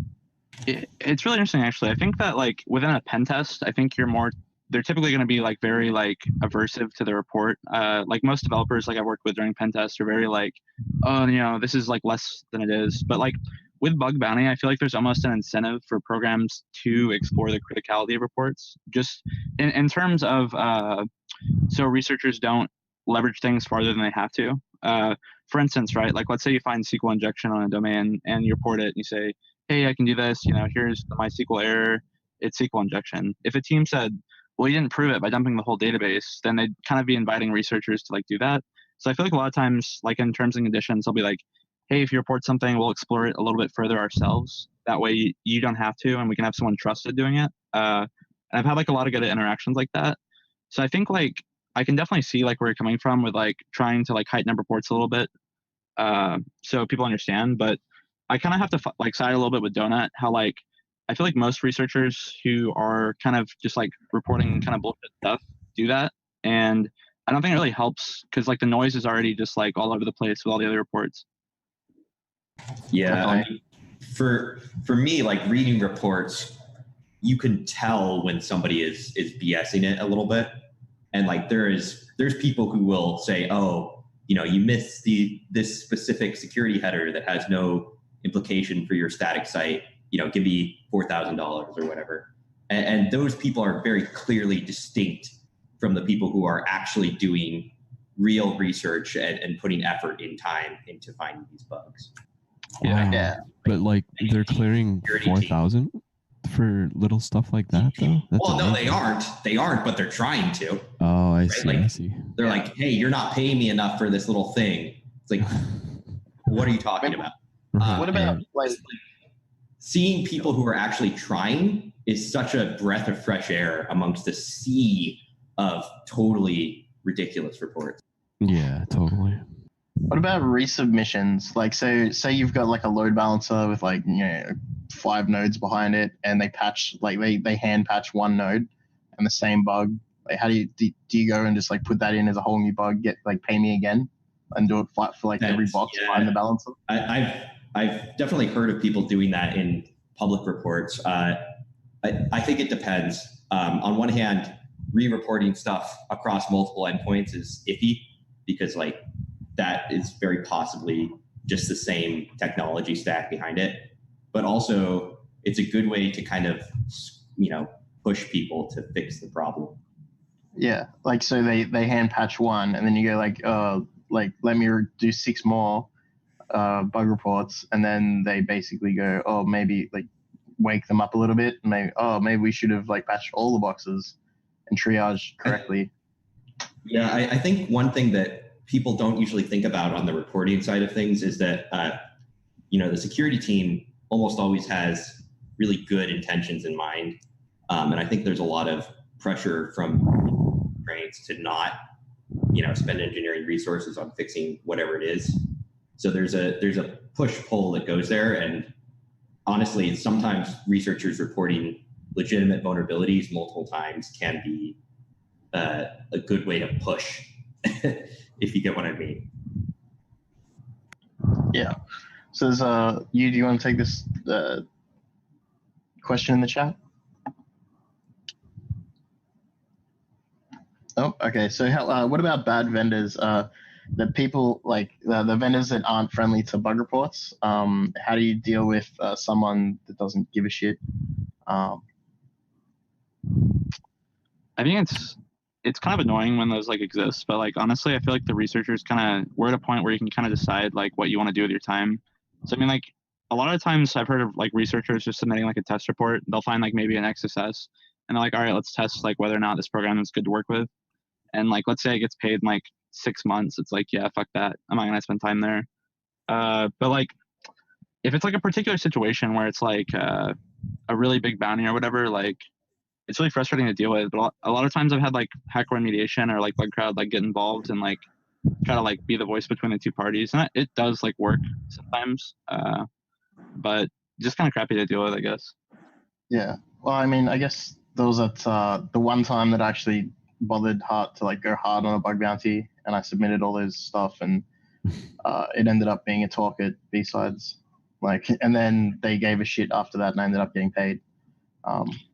But yeah, I sent them a few emails like, hey, so if these are all not important, do you mind if I talk about them? And then they were just like, didn't respond. So I was like, okay, then. Yeah, nice. I'm going to do this. And if you get in my way. Hey, one thing I'm wondering is if any of you have come across, and this would obviously be outside the scope of HackerOne or solidified bug bounty programs, but come across people that are soliciting you to work with them in their kind of startup feeling bug bounty shop to work on questionable sites. And I guess another way of saying that is, have you ever come across people that are trying to get you to own servers that they clearly don't actually have an agreement with and are just trying to trick you into into doing nefarious work for them under the guise of legitimacy. I think I've had more people just bluntly ask me that question than like try to like fake their way. I had a guy that hit me up randomly, and then he was just like, "I have projects for you." It's kind of like gray hat, black hat, and I'm like, okay, like that's what your opener was. Yeah, it's a pretty big red flag. But I get the occasional like, "Hey, can you hack my girlfriend's Facebook or your Snapchat thing?" What do you guys posted on ThugCrowd about your mom punishing you or taking your phone? Yeah, you just gotta say, "Hey, I don't." People ask me like, "Hey, do you hack websites?" I just reply saying no. In the conversation, they go away. Yeah, I think that's usually what I get is like people saying like, "Hey, can you get into this account?" I had this one that was really wild where I'm like, to this day, I'm curious if it was legit or not. But somebody had messaged me and had like a certain profile picture, and they said, "Hey, this is my other account, and I had like lost the password or 2FA mechanism or some shit like that. Is for a Twitter account." And they were like, "Hey, can you help me get into this?" And I looked at the account, and it had like the same profile picture, but it clearly hadn't like said anything since some certain time period. I was like, this is like 90% bullshit, but like, I'm curious. Of course I said no, but yeah, it's interesting. Yeah, the Rihanna one at one point. Rihanna, yeah, I remember that. You remember that? I think they went after a bunch of like bug bounty hackers telling him that. Yeah. Oh yeah. I think we're talking about the same things. Yeah, that was what I had posted before. Of the person who I always said back to them was just Jeff, and then they just went off for like months saying, "Yeah, Jeff, answer me, Jeff, answer me fast." Like, please, sir, like any DM that starts with that ends with please reply fast or hello, sir, comma dot comma dot. Like they come in like that, and you're like, oh god. Nice. But it sounds like in general, that's not really a thing that happens too often. No, and if it is, it's nothing really like ever serious, I had one that was really strange, and it was like somebody who had really, really, really good English, and said they were from China, wanted like a government website hacked, and they said like they obviously did, and like it was a really strange situation. But I don't think I responded to them, but it was just really strange. Yeah, that's kind of the thing I was getting at is whether or not you guys have come across that style of I guess almost social engineering in a way where they're lying to you that they have authority. I don't think it's called social engineering. This is bad lying. Yeah, I corrected myself right at the end. But yeah, where they're just lying, saying that they have authority or they represent this company when they clearly don't, or it seems really suspect. But it sounds like they don't really happen a lot. So what do you think is going to be like? So you've been doing this for a few years now. It's only been around for like 5 years, really. What's next? Like, do you see more companies getting into it? Do you see, like, I guess Synack are kind of moving into more of a like traditional consulting cross bug bounty thing? Like, I don't know. I feel like they're definitely more like a lot of more platforms are trying to take place and like take hold of little niches. Like I have a friend who's really big into game hacking, and he started his own consultancy for like game hacking bug bounty, which is really interesting. But I got one on LinkedIn recently, which was like a European bug bounty platform. So I feel like people are trying to like take up the market right now. But there definitely seems to be more hunters, which is really awesome. ThugCrowd does like car hacking stuff, which is kind of cool. So hopefully it's just like built up a lot more. Yeah, I think there's also a few of the platforms, I don't know, I haven't been involved with any of this, but are doing more internal testing now through bug bounty. So like VPN gateways and whatnot. Yep. Which is pretty cool as well. Moving off that just internet facing stuff. I guess one of the things that I think is very effective that is the bug bounty is not so great at is white box testing, like code review and analysis. And it would be interesting to see that in more of a sign NDA deal. But I guess the risk is always that the code goes missing or gets released publicly or whatever. Yeah. I think that'd be interesting to add addition to the scene. It's kind of frustrating, honestly. Oh, go ahead. Sorry. Yeah, sure. I would actually say it's like kind of eking its way into the scene right now. Like at live hacking events, what I've noticed, and at least like the ThugCrowd events, and I'm trying to remember, I'm not sure if this happened at 702, but at least at the ThugCrowd event, and then there was one other one, they had people from the target with laptops, like engineers, like walking around and be like, anybody need to see source code? And it was actually really cool. I wish that the interface was a little bit better. I like had to tell the guy like what I was looking for, and he had to like try to go through the code to see if he could find it. Spoiler alert, he couldn't. But it's kind of neat that people are trying that, because I definitely, from my background's like traditional code review, AppSec developer kind of stuff. So if I could see code, like I'd be finding things a lot quicker, right? Than having to like guess and check. So I really hope to see more exploration in that from companies. But yeah, like at a wide scale, it's pretty hard to do.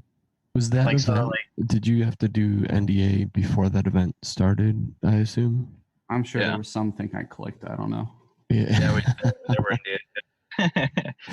I guess like one thing I guess you can imagine, like everyone's probably familiar with, is like imagining the SQL query in your head when you're doing it black box. Is like you're like, okay, the SQL query looks something like this when it's all written out. So my injection goes here. Or like, when you get that, can I have a look at this query, please? Mm-hmm. Oh, there I am.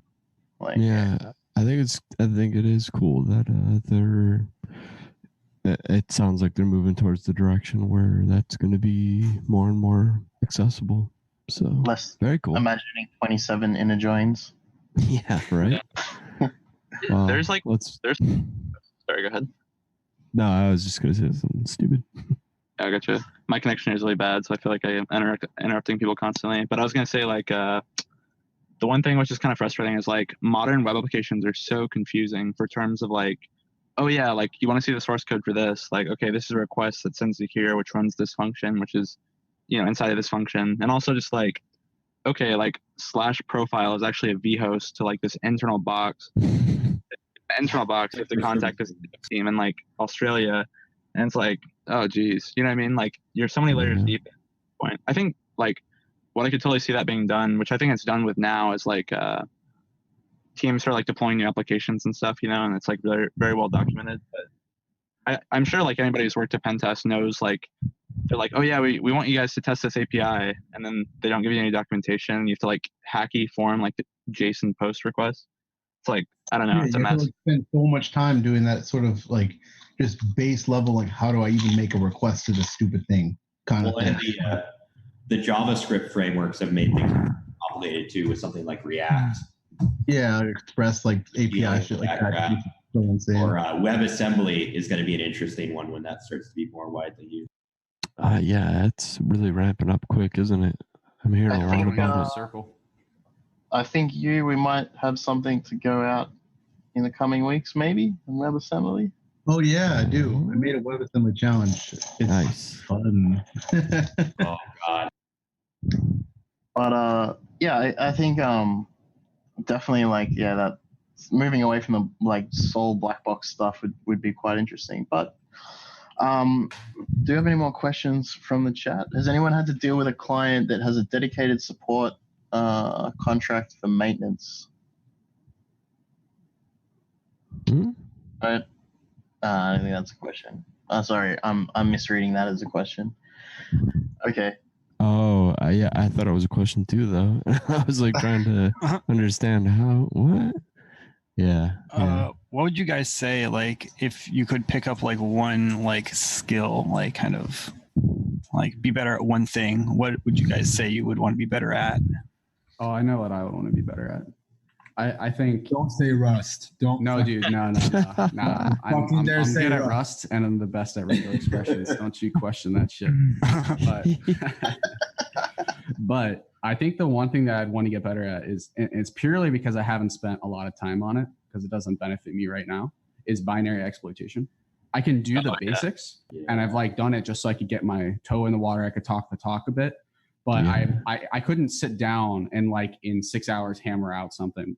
Right. Like, it would take me a lot longer to do it. Or reverse like a patch. Like, exactly. Yeah. Like for me, like I see binary exploitation as like, this is like totally bullshit, but to me, it feels like real hacking, and web stuff is just like fucking around because it's just remembering a bunch of interesting, silly rules about the web and interesting interactions. And like, I already know that stuff, so it doesn't feel as hard. Yeah, I was just gonna say, do you think it's just because of you're currently so familiar with it that it feels like, oh, it's nothing? Yeah, but I'm pretty in sure reality, it's probably And I think also like XSS and stuff, it's a lot of that. But then there's also certain classes of web bug that are more server side, require a little bit more like like as a flip side to that.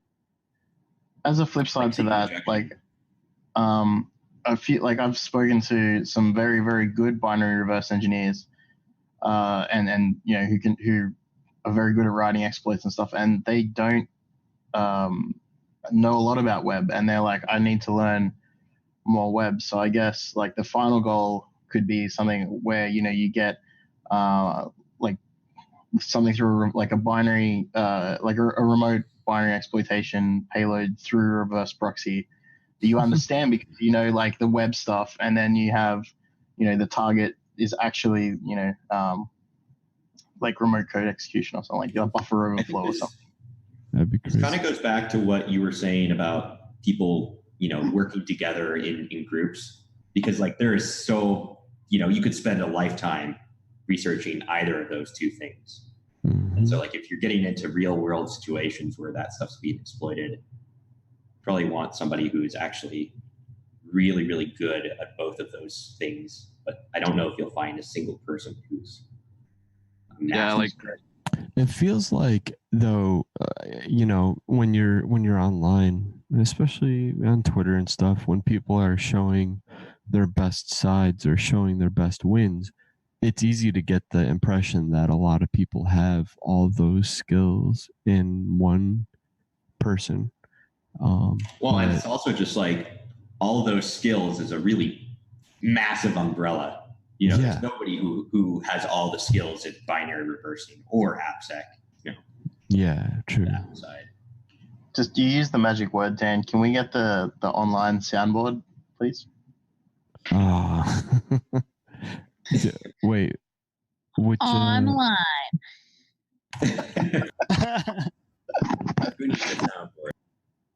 No, that's the soundboard. Oh, is it? Wait, what was it? Did I say cyber? Hell yeah. Well, hey, is there any last words that anybody here has or any of our guests here have for anybody who is looking to get into bug bounty and having heard a lot of the ins and outs of the industry and the culture around it? Do you have anything else you want to share or anybody to shout out? I want to give it a try with the whole getting started in bug bounties. Like, there's two things anybody that hits me up asks me that's non-technical, and I think it's like in anywhere in life it works. Is one is perspective. If you wake up saying I'm not gonna find shit, you're not gonna fucking find shit. Like, perspective has been a huge thing to me. It sounds cheesy and cliche, but honestly, it's been different. When I wake up saying, you know what, I'm gonna pop this thing that I've been working on for a week and not finding anything on. And then the second one is just grinding, which is the same thing as, I'm waking up and saying I'm going to do this, and I've been doing it for 2 weeks now, and nothing. Grind and just perspective, don't give up. It takes a lot of time. It sometimes takes maybe 6 months to a year for some people. It took me 6 months for my first legit bug when I found a SQLite that meant something to me. Just don't give up. It takes a while, and there's a lot of competition, but once you get that, once you get into the groove or whatever you want to call it, and you start getting the idea of how to identify things when you see them, you start having a clear vision of how things work and how to approach these targets when you see them. Yeah, just to add on to that really quick, because we're running low on time, but I had put out a small poll kind of asking, how long do you typically spend? What's your median time that you spend per box for Hack the Box? And the answers to that were clearly very much well over 6 hours, more towards the day plus range. And I think not being familiar with it, I had no idea that a majority of people spend a large amount of time on boxes. So I guess the point of me bringing that up is just to echo what you're saying and give some newcomers hope that, yeah, if it takes a long time to get into that box, that's fine. That's just the game. Yeah, you have to remember this isn't easy for everyone, like for almost anyone, right? Like that's why people are getting paid money to do it, right? Yeah, that's a really good point too. Yeah, like if it's all right to like jump in on this, I definitely usually will probably spend like 4 to 6 hours to get like my first bug on a target. Sometimes it happens really quick, but like that's luck of the draw at that point. It's not because I was doing anything special or had some magic sauce. It takes a lot of time to really kind of like understand what you're looking at and start identifying like the places of interest, I think. So it takes a while. I think the biggest tip that I have for like new people in the space though, I mean, to kind of add on to what Nahamsek already said, is you need to really understand what impact means. And this is, I think, a huge problem in the industry right now. And it makes a lot of people like meme about bug bounty. It's like, oh, bug bounty hunters, what a waste of time. You know, like they're just going to run burp suites like passive scanner and submit something. And to be honest, there's a little bit of truth to that. Some people are doing that. And I think like they need to understand what's the actual impact. And so the thing that I usually tell people to try to understand that is you need to pretend that you are like legit black hat.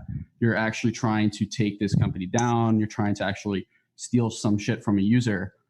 How would you do that with your finding? And I think a lot of the time they're going to just say, like, if it's bullshit, they're just going to say, but this report got paid. I'm like, well, that's because that program sucks and they shouldn't have paid it. Like straight up. There's a lot of bad programs and it ruins it for the rest of us. And there's a lot of good programs too, though. If you report stuff that's legitimate, people will be able to recognize that.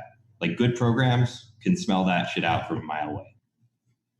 I think, but yeah, the original thing that you're saying of understanding impact and being able to convey that properly is going to likely be the difference between getting paid for your hard work and not. Yeah, I think a good example of impact as well is where we had, we talked about earlier in the news the baby monitor and that in that story when that thermostat was hacked, the thermostat was cranked up in the baby's room to like 38 degrees of Celsius or whatever. Like so. Oh, what the fuck? Yeah, the hacker did some nasty shit. So like it might have only been access to like that specific bug might have been pretty crappy, but it had a real world run-on effect that impact can extend a little further than like it's just a CSRF. It's like it's a CSRF that can change environmental controls. That's bad. That's worse. Exactly, and it's interesting because like you can look at the same bug on two different assets and you get wildly different impacts. Like I had a CSRF that was like you would attach your account via a particular integration to someone's service. It was like just the standard OAuth, like forgot to check the state token. And in this particular case, it was like pretty low. I was like surprised that I got like more than $300 for it. And in this other case, it would actually, like on this completely different asset, exfil all of their documents. And I just had everything. It was like for some legal target too. So it's like, it's super beneficial for you to learn this skill because you'll get more money out of it. The impact is wild because like there was a time when like Donut and I found the CSS injection and we just didn't want to give up on it. And we turned that CSS injection into CSRF tokens, which went from a $50 payout to a max payout of $1,500. So that impact thing makes a difference. Just got to figure out how to use it. Right. Yeah. There's something. It's it's the unfortunate part, but those soft skills they do come in handy. Like you got to have at least a little bit of them. Well, it's not even soft skills, just knowing what the impact of the data you have is on the system that you're attacking. True. Yeah. But I mean, it being, if even if you know the impact, if you're not able to communicate that impact in a way that's yeah, if you're overly adversarial or you're not clear, yeah. I think it's sort of related. There's like this funny story of somebody had found this vulnerability and it like leaked a bunch of data, but they weren't from the United States and didn't know what SSN stood for. So they're like asking in the report, like, what is this SSN value? You know, and they pulled a bunch of, I don't know. I just thought it's funny. But yeah, they weren't clear for impact there, but definitely a critical report. If you get the opportunity, go look at some of the like top HackerOne reports where they're not legitimate, like their close is invalid, because you get to see some of the bad behavior of people who just are not legitimately aware of the report that they have. I think it's hard too, because like getting into a bug bounty, you really want to find the bug, you know, and like you may find something that's like not necessarily like exploitable or an actual vulnerability. Like let's say you find like post base open redirect, which is like not really an issue, and then like you really try hard to explain like why there's impact there. But I guess that's the one thing like to suggest is like explain to the team how it could be used by an attacker, like what the actual impact is, and then if you can't justify yourself, you'll be fine, you know, like just don't report it. Yeah, and I mean, be willing to give up in that kind of situation, because if you keep fighting that, then you're just going to piss everybody off, and it's going to make everybody think that in that conversation. Exactly. I think most of the top are quote unquote like top hackers, you know, I speak to like all started off reporting NAs and informatives. And I think like Pete Yaworski talks about his book, how like when he first started, he wasn't reporting anything crazy. And I think most people do. It's kind of a thing you kind of have to feel your way through. Like you can maybe investigate, like reading through activity is great, like Donut said, because it's like, you know, you can kind of feel that out easier. But I think it's kind of learned over time too. I think there's actually a bit of a downside with the hacktivity. And don't get me wrong, I absolutely love disclosure. And I think that it's like super awesome that everyone can learn from it. But the thing I have a problem with is like when people are disclosing the informatives and NAs, because what ends up happening, it's even worse when it's like they actually pity the hacker, they close the result, give them like $50, because then that just gets blasted everywhere. Like the GitHub Wiki one, man, that was... Oh my God. Good. I loved getting those. But I will say, reporting, like the ones that are closed as informative, the ones that I think are worth looking at are the ones where the companies have said, we're going to make this public because you're asking us to give you a bunch of money and you're behaving really badly and you don't have any sort of legitimate bug here. It's a guide for what not to do.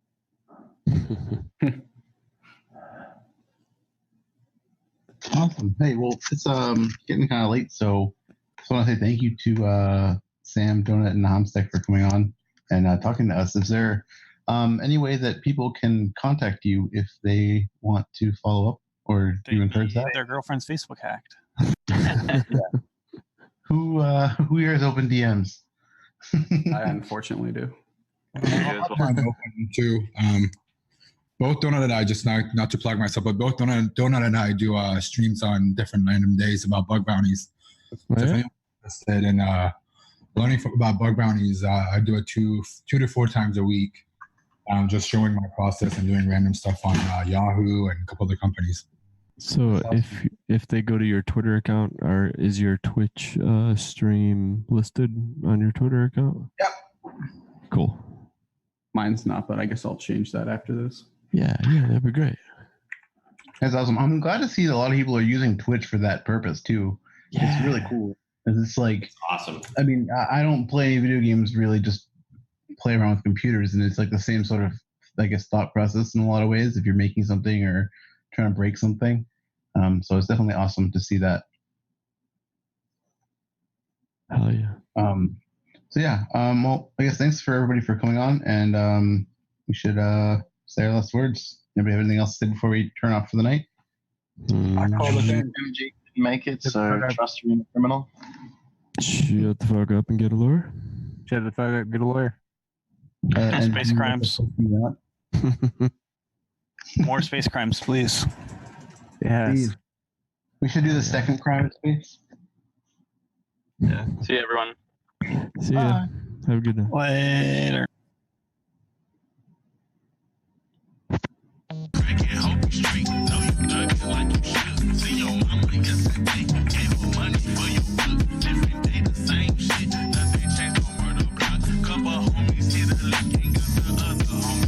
Cause what's cracking